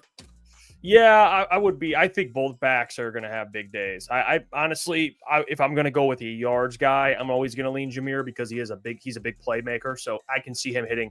You know what we need to see this week, which last year you saw it every other game, home run from Jahmyr Gibbs. I think it's about time you see one of those 40-yard, 50-yard, 60-yard home run runs from one of your backs besides Demont. Almost a home run against the Ravens. But yeah, I think Jahmyr has a big day, man. I think he can get close to 100 yards against the Bengals. Give me the over. I'm going to do something different here. I think he goes over on his receiving yards, which is 27.5. I think he goes under on rushing. I think he gets around 60 to 70 rushing.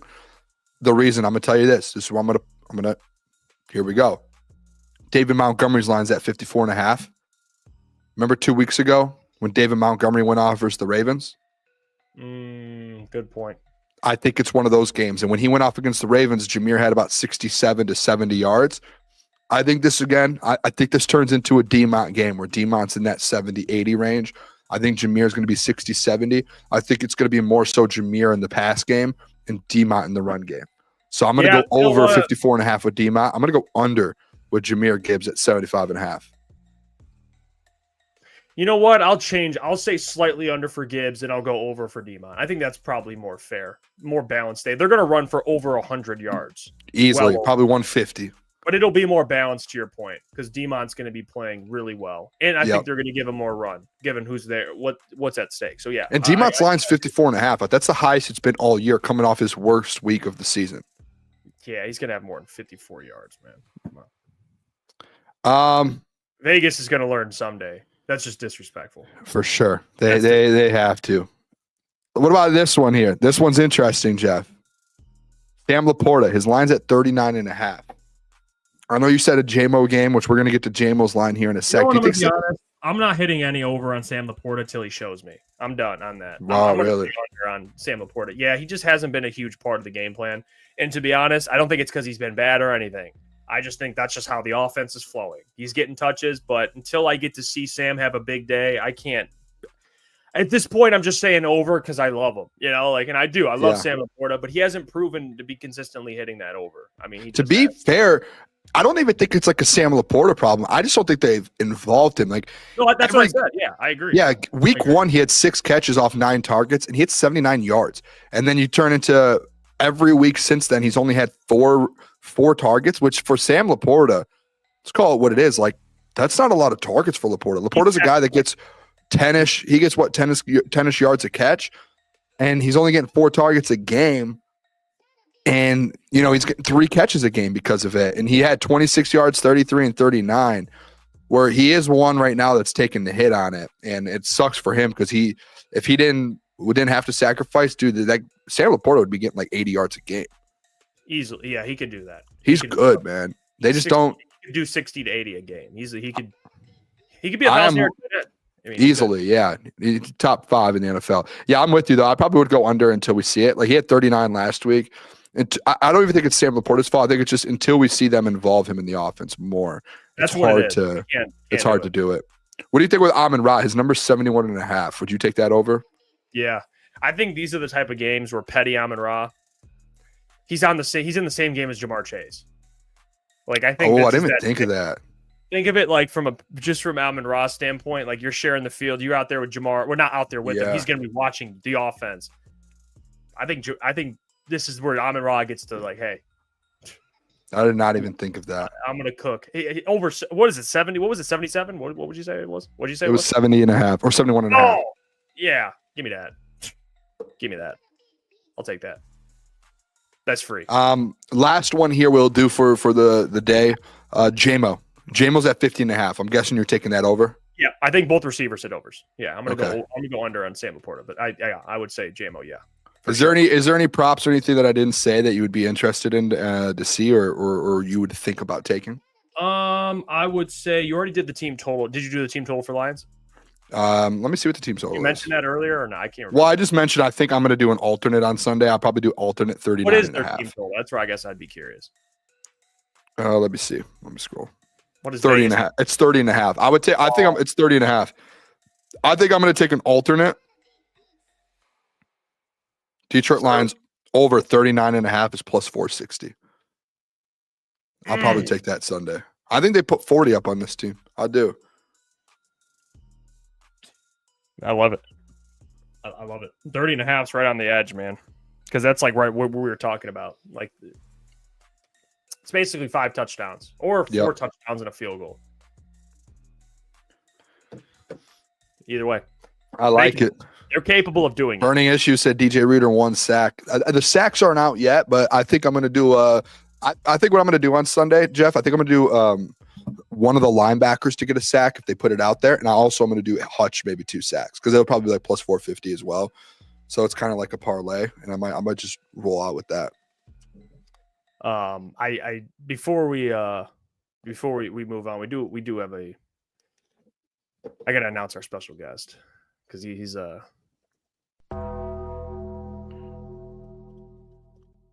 I mean, this guy has been waiting and waiting, and he is just here to claw his way back and pick him. He's been battling Caleb Czarnik, Romeo's own. How are we doing, Caleb? Gentlemen, good evening. No, I'm not doing very good in pick'em at all. And I keep looking at the board and I keep lying to you guys, telling you, I don't feel good this week. I don't feel good about it. I feel good every week about my picks, and they lose a lot. So, just got to turn it around. Wow, Caleb. Hey, Boone. First off, I have two things for you. First off, good to see you, brother. It's unbelievable to see you. Me and you have had a back and forth over text messages a couple times. I told the chat. I don't know if you were on watching the show. Me and you we butted heads a little bit in the chat over Tigers, which we could agree to disagree on. I think I'm not going to say it. Never mind. But which I think it's okay. Say it eventually though. But you can continue. No. I think we actually had Raj on and we asked him about both of the situations me and you butted heads on. I have to say Raj was on my side on both. Hold on. So okay, are we talking about the strike call? Well, the strike call, the whole chat, I brought it up to the chat. I didn't ask Raj about that. The whole chat was on my side with the strike call. They were like, it was clearly outside.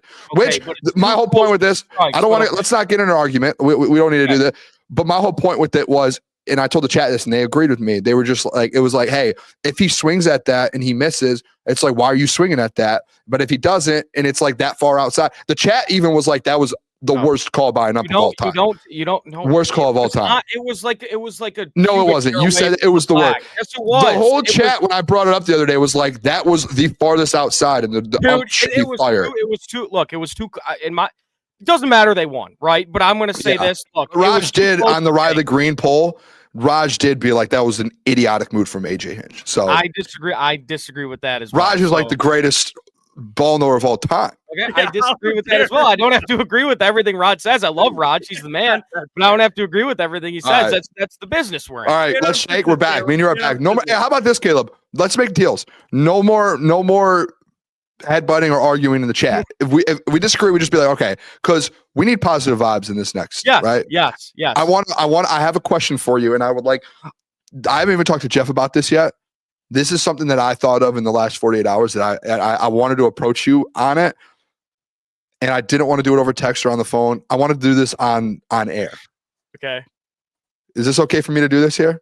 Oh, yes, of course. I would like to do a content series with you. Just you and I. Okay.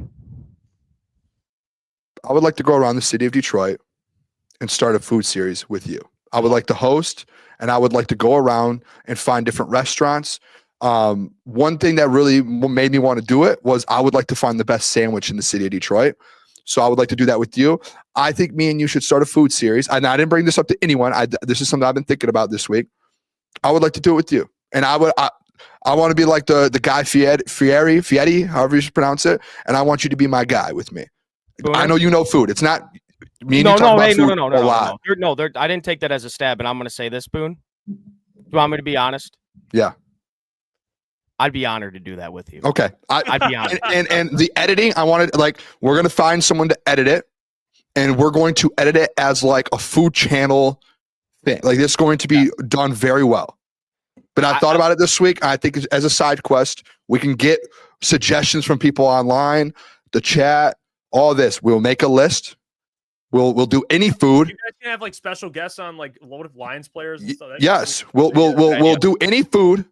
And also, I would like to figure on with it as well. I would like to find the best sandwich in the state of Michigan, not just Detroit, state of Michigan. I think we could do that. I think that's a task that I'm up for, and I'm excited. And I'm excited to do it.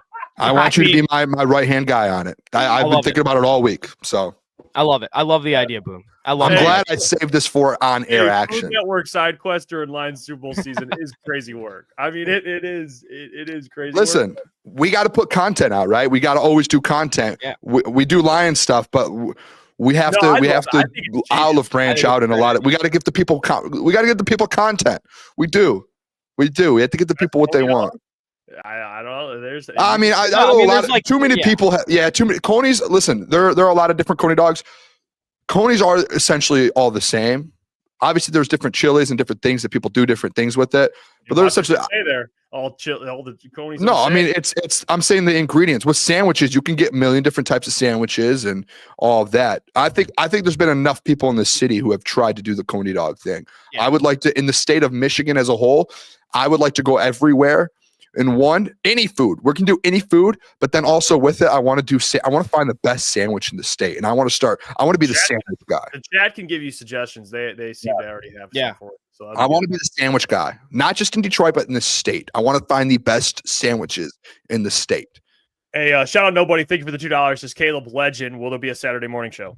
Absolutely, 9 a.m. Me and Gentry might have a special guest at around 9:40, so make sure to tune in for that. Going to be a good show. Can I guess the guest tomorrow morning? Yeah. If I get it, will you say yeah? Yeah. Chris Castellani. No.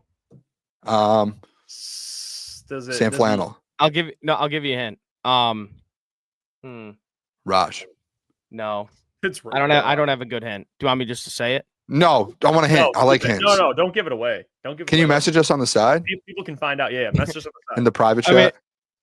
The people will find out tomorrow. They can find I'm out. so interested. You tune in. What time will you guys be live at? 9 a.m. We're going live 9 a.m. tomorrow. Oh, that's kind of the new time. That's kind of the new time I think we're gonna do it. It works better for me and Mike. So okay, 9 a.m. is gonna be Saturday mornings from now on instead of 10. So you're gonna need your cup of coffee early in the morning, but we're fired up for it. Saturday's my sleep day, so I'll be up. Right. No, yeah. I'll be up. Don't worry, I'll be there. When you say sleep, let me ask you this, Boone, before we get started.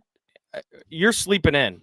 What time are you sleeping till? Like what time does your body let you sleep till? You go to bed at 11. We'll call it. Well, I'll probably be in bed at like 12:30 tonight. Okay, sure. Probably 8:15. Wow. Okay. 8. I respect that. That's like I mean, all week, this whole week I've been up at 5:30, 5:45. Yep. Yeah, so 8. That's like a nice, yes, I got one. Yeah.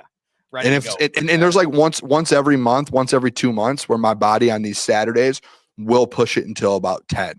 And when I get that, it's like once a year. I'm hoping tomorrow I get a 10 o'clock one. I want to wake up and you guys not be live anymore. I get anxious when I wake up really late.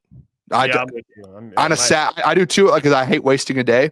But when I only get it once a year where my body allows it, I just sit there and wait for it. I can't. Well, you got the body clock where you just get up early. It just but everyone does have that one moment.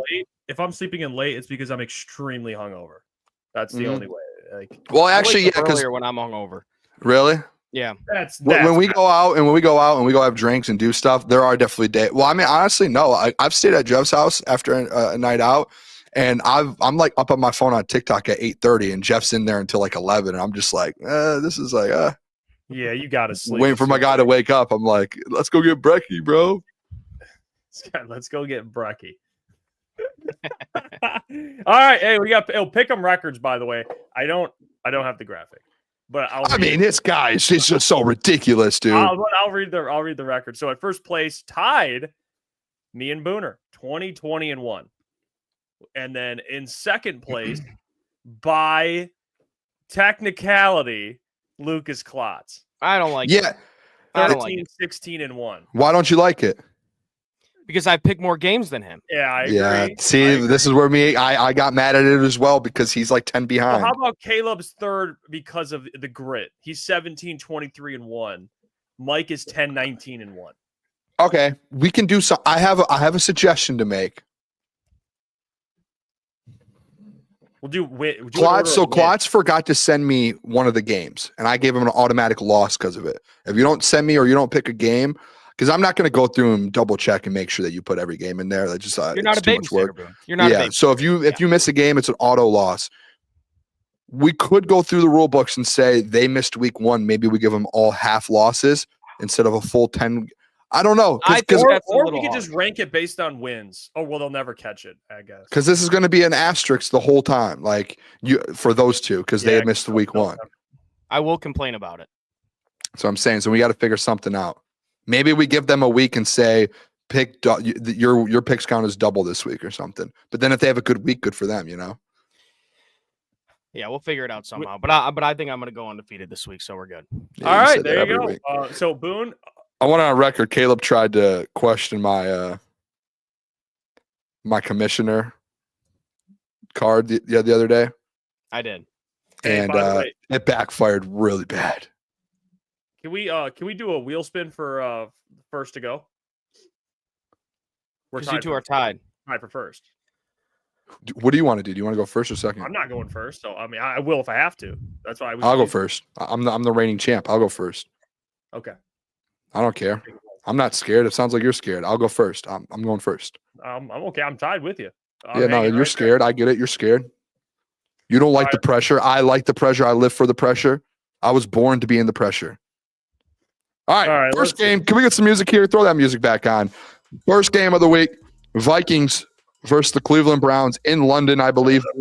9 a.m. game. The Vikings are 3.5-point favorites versus the Browns. I don't even know who's playing quarterback. But you know what? Give me the Cleveland Browns at 3.5. Or not, no. Give me the Vikings 3.5. They played so bad last week. There's no way they do it back-to-back weeks. I think they win by a touchdown in London. And the Browns offense sucks. They might only score like 8 points or 10 points. So you said you're taking the Browns? No, I'm taking the Vikings. Yeah, this is ugly. This is a vibes. They have Dylan Gabriel starting. This is gonna be an ugly fucking game. Like they have Joe Flacco getting benched, Dylan Gabriel, Carson Wentz, 3 offensive linemen out for the Vikings. I mean, give me the Vikings because I think Dylan Gabriel stinks, but I hate the 3.5. If it was 2.5, I feel better about it. But fuck it. Give me the Vikings. That makes sense, what you just said. Wait, so who are you taking? Yeah, because the way you said if it was 2.5, you would take it. If it was 2.5, I feel better about the Vikings, but it's 3.5. I'm still gonna take the Vikings. Fuck it. Oh, I'll take it. You can see how that was a little confusing.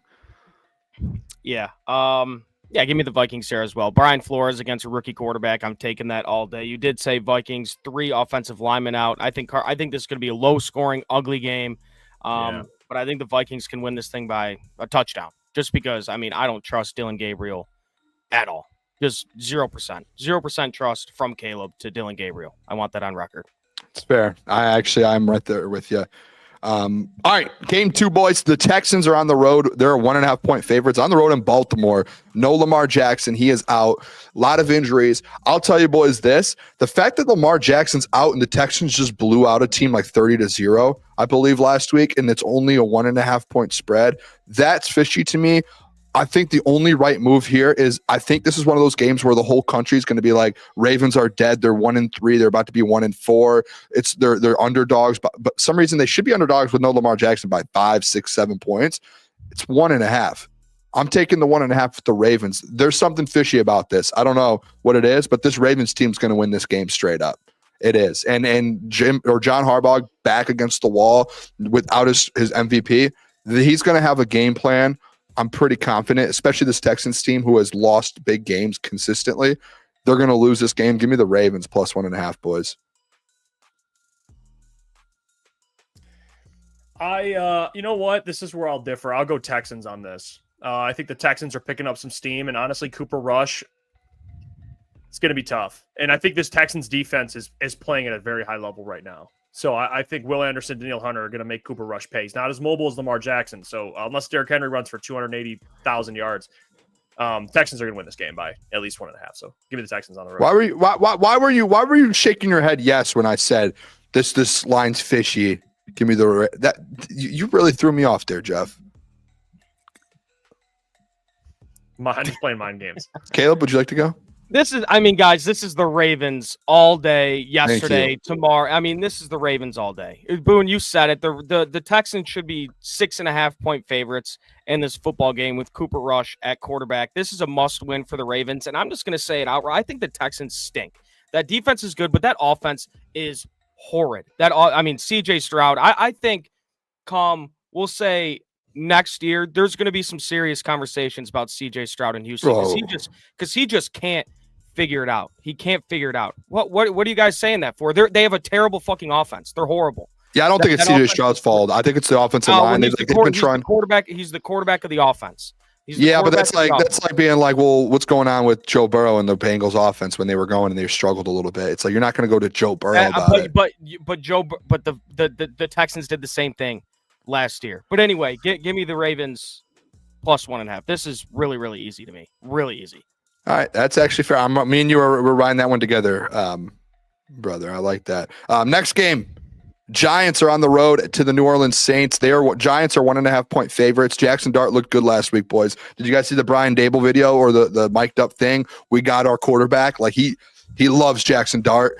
This Saints team, weird football team. I'm taking the Giants in this. I think the Giants actually have something with Jackson Dart and Cam Scatterbo. I think they do. And then that defensive line, that whole defense they have, Give me the New York Giants. I think they should be bigger spreads, quite frankly, which is crazy to ever say. But I like the Giants in this one.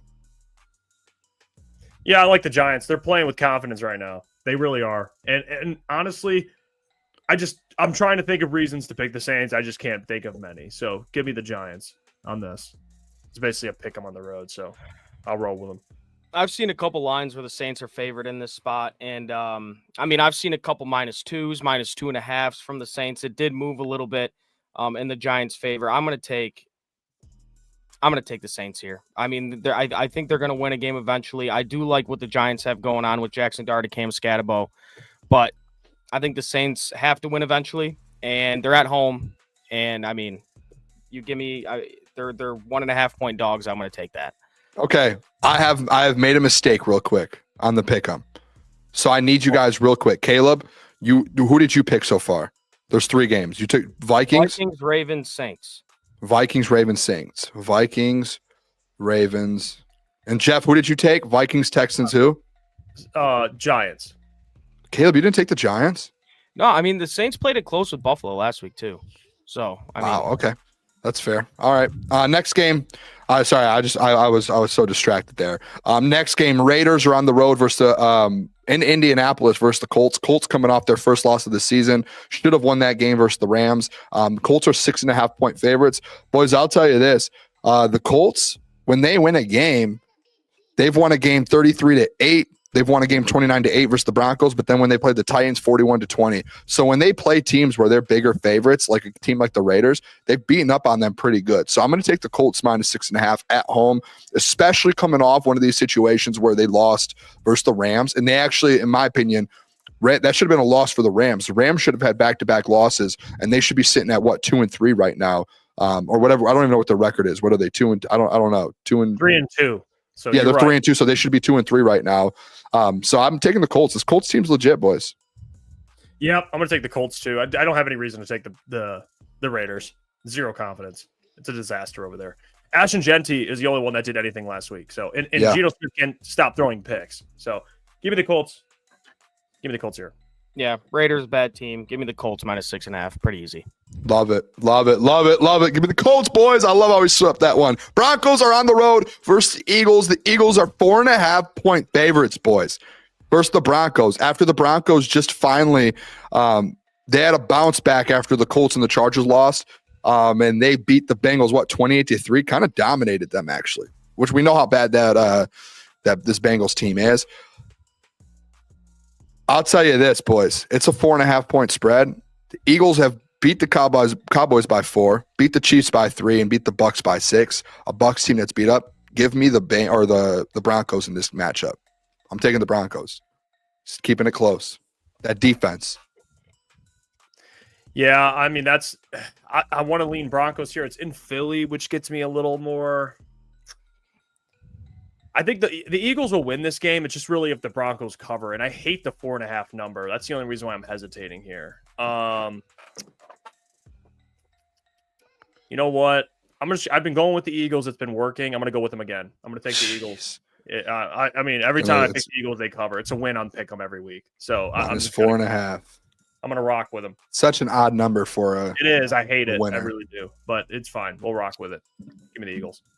Yeah, this game's tough because I think I faded the Eagles every single week, and I think they've done me dirty every week. Keep fading them. That's what I'm doing until I hit it. I'm going to take the Broncos here. That defense is really good. I mean, Philly's offense, you never know what you're going to get from them. Give me the Broncos +4.5. They're going to keep it close. I don't know if they win. It could be a field goal game, and I'm still a winner. So give me Broncos +4.5. Love that, Caleb. Next game, Cowboys are 1.5 point favorites versus the New York Jets. This is what I'll tell you guys here. What's his name? Don't know why I can't remember his name. Matt Eberflus, DC for the Dallas Cowboys. I saw something today that Matt Eberflus said, hey, if anyone knows Justin Fields, it's me. I was the head coach with him for a year. I believe he was. Was he not? Wasn't he? For a year? Yeah, for 1 year. I think it was 1 year, and then they let him go. Give me the Cowboys -1.5. There's no way the Jets will ever win a game this season. No offense to Aaron Glenn. Love AG. That team stinks. They can't figure it out. You good there, Jeff? This is just Went mute for a second. You smell that? It's the Jets, man. Of It's course. just something about this team. Something about down this road, Jeff. They're 0-3. They're 0-4, Hey, dude. What are you talking Hey, about? Caleb, come on now, man. I've Something's been in down the this air. road. It's a dangerous road. it's a really dangerous road. It's a man. dangerous road, dude. Oh, all right. You know what? I'm gonna take the Cowboys. Fuck it. I can't trust. I already put you down for the Jets. That's unbelievable. No, it's tempting me. It's like pulling me in for AG's first win. They're celebrating in the locker room, but Dak's playing really well, and I don't know if Justin Fields can keep up. I don't know. He hasn't been bad. You know what? Give me the Jets, man. I'm going with the Jets. I've typed this out 4 times for you now. Give him the Jets. Give him the Jets. Give him the You're Jets. locked. You're locked in. You're locked in. You can't switch it again. The vibes, man. It's the vibes. I've typed the Jets out 3 times already for you. The Cowboys are going to beat the Jets by 10+ points. I mean, the Jets. Look, the Jets. And shout out AG. And I did not expect this from an Aaron Glad coach team.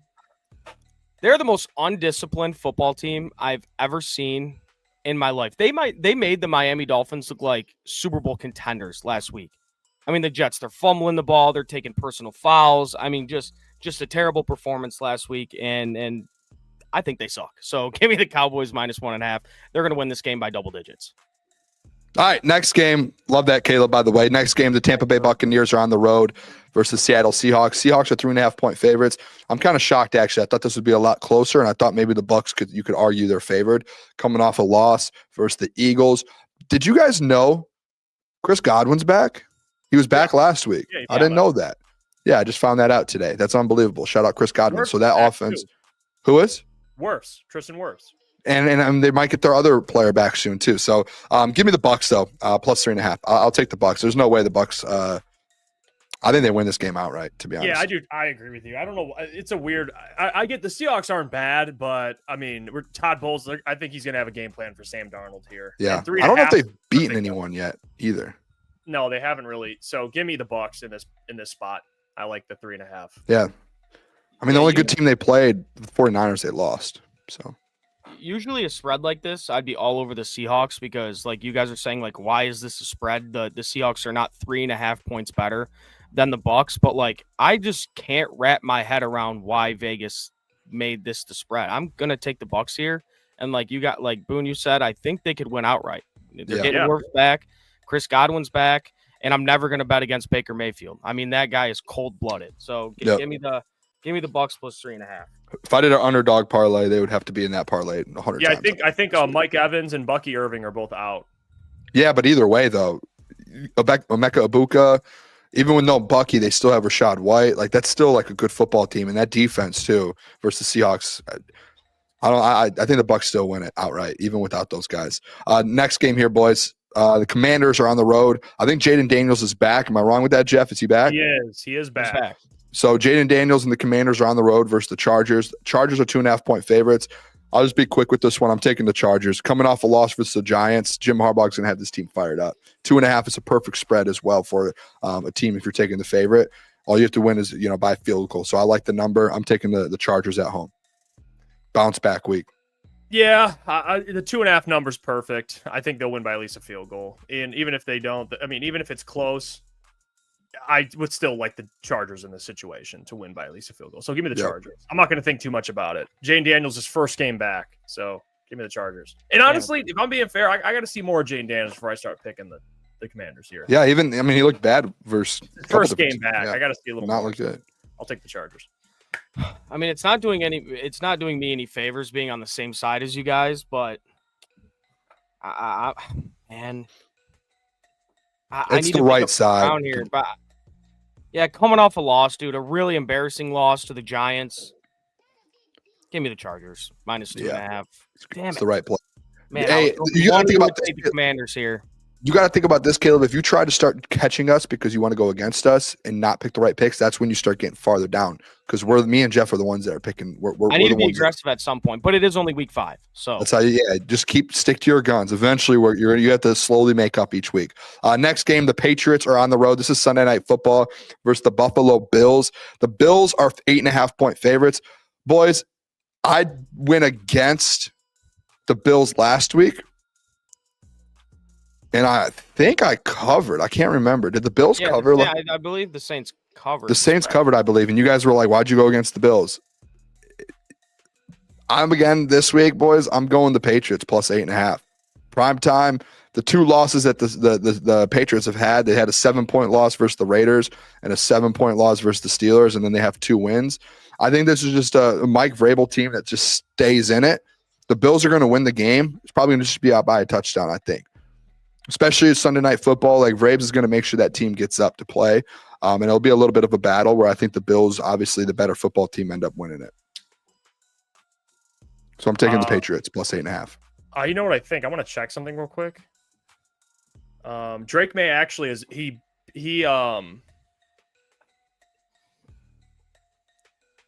no, they lost. Actually, I was gonna say the last 3 or 4 matchups between the Patriots and the Bills have been within 8.5, especially when Drake May was just there. It's a high number. So it's a high number. So yeah, I'm with you, Booner. I'm taking the Patriots to at least cover this game. The Bills haven't really been. I don't think they'll blow the Patriots out like that. I think they'll win this game, but not by like 10 points. It'll be close, touchdown game type of game. Yeah, I mean, divisional matchup, prime time. I'm not taking 8.5-point spread. I'm not taking an 8.5-point favorite here. The Bills are really, really good. They're going to win this game, but I think they only do it by maybe like 5 or 6 points. So give me the Pats here plus 5.5. We're all on the same side again. Last game. This is Monday Night Football. We usually don't do it, but there wasn't enough good games on Sunday. We do 10 a week. Not enough good games, so I had to do a 10th game. I did the Monday night game, boys. It's the Chiefs. 3-point favorites. I don't know if it's moved at all, but 3-point favorites on the road in Jacksonville. I'm going to go with the Chiefs here. I think the Chiefs are starting to heat up. I think they win this game. I know the Jags are good and the Jags are playing really well.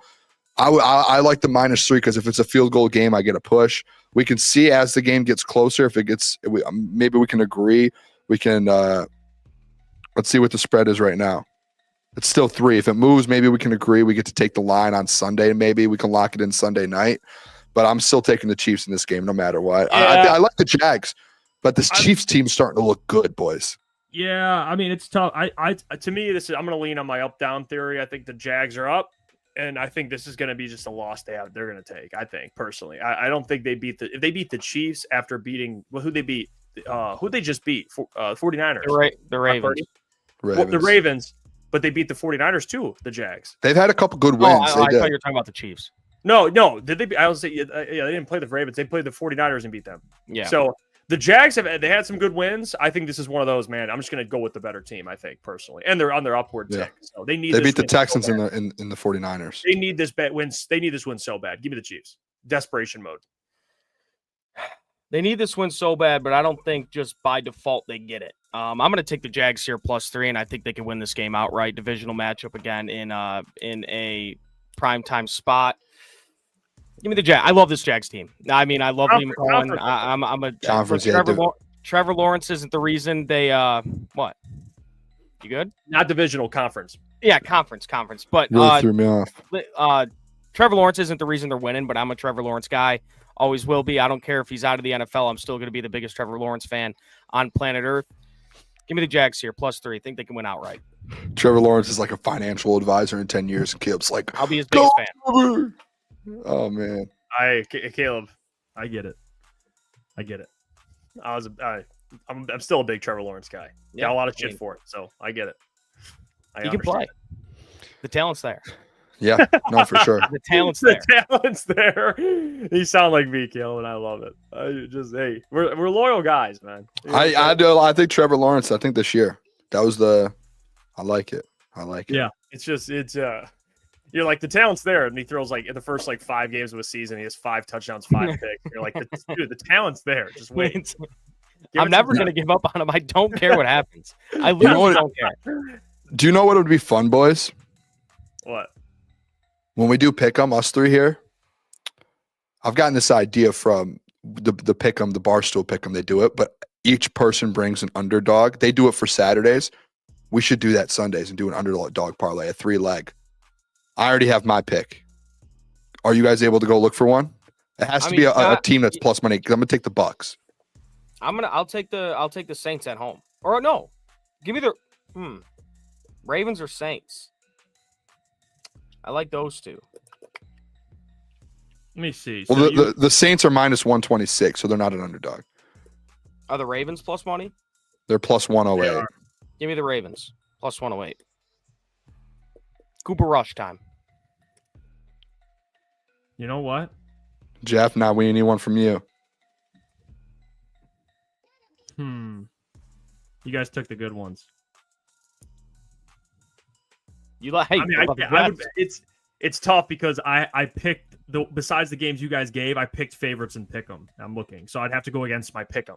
Well, let me see. What do you have? I guess I can go Jets. You got, but that's like, oh, here we go. Jets are plus 110. That's the only one that would line up with a pick 'em, unless I switched a pick and went like.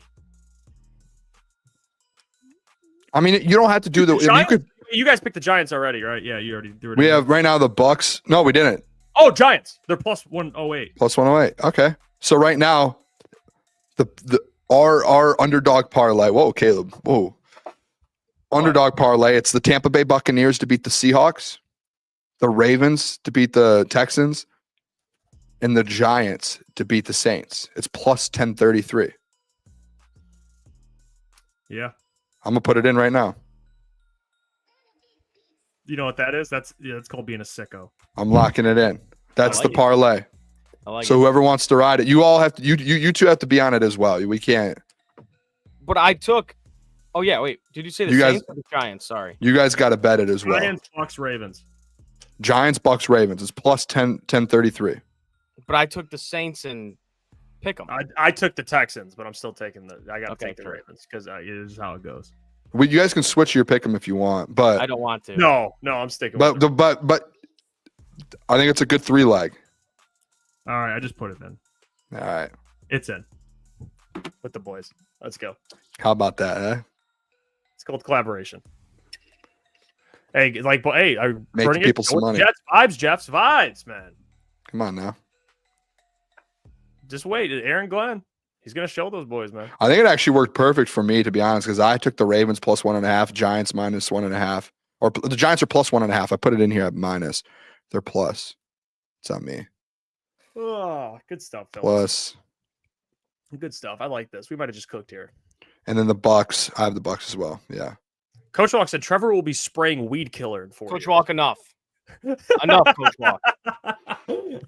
Trevor Lawrence is going to be like one of those guys where it's like doesn't do much in the NFL, but then ends up being in like those those random commercials, like those weird like medicines, and it's like randomly like a random NFL player from like the early 2000s. I'm not going to take this shit. Be aware of the side effects: diarrhea. Are you having gut pain? Yeah. Well, side effects: diarrhea, seizures.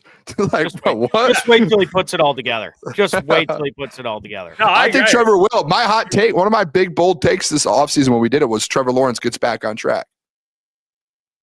He'll get there. I've had that take every year. The last 4 years. I remember there was like 2 straight years where we were doing shows like everywhere, and like Jeff and Gentry and Klotz, they all were like Trevor Lawrence MVP season, and I'm like, Well, I said my bold take last season was he was going to get an MVP vote, just a vote, and it was actually the complete opposite. oh yeah. They had the number 2 overall pick. So Wow. Yeah, that's a tough. That's tough. But you know what? Be all right. Wait a second. Hold on. What just happened? What? I have Delaware minus 2.5. You sicko, man. It was 4th and 1 and he didn't get it. Caleb, Yeah. you'll be live tomorrow at 9 a.m. I'll be tuned in. Boys will be tuned in. Everyone should be Special tuned in. guest. I saw the guest name. It's a great There's 84 people in here right now. Every single one of you should be on tomorrow to see the special guest. 9 a.m. One of the watch biggest Caleb. guests Crunch Time history. Yep. Crunch Time Sports. There you go. We'll be back Sunday for our game day programming. So tune in, watch party, post game. It's all going down. Until then, Love you guys. Bye. we will catch you all. Peace. Peace. Oh, that was cool.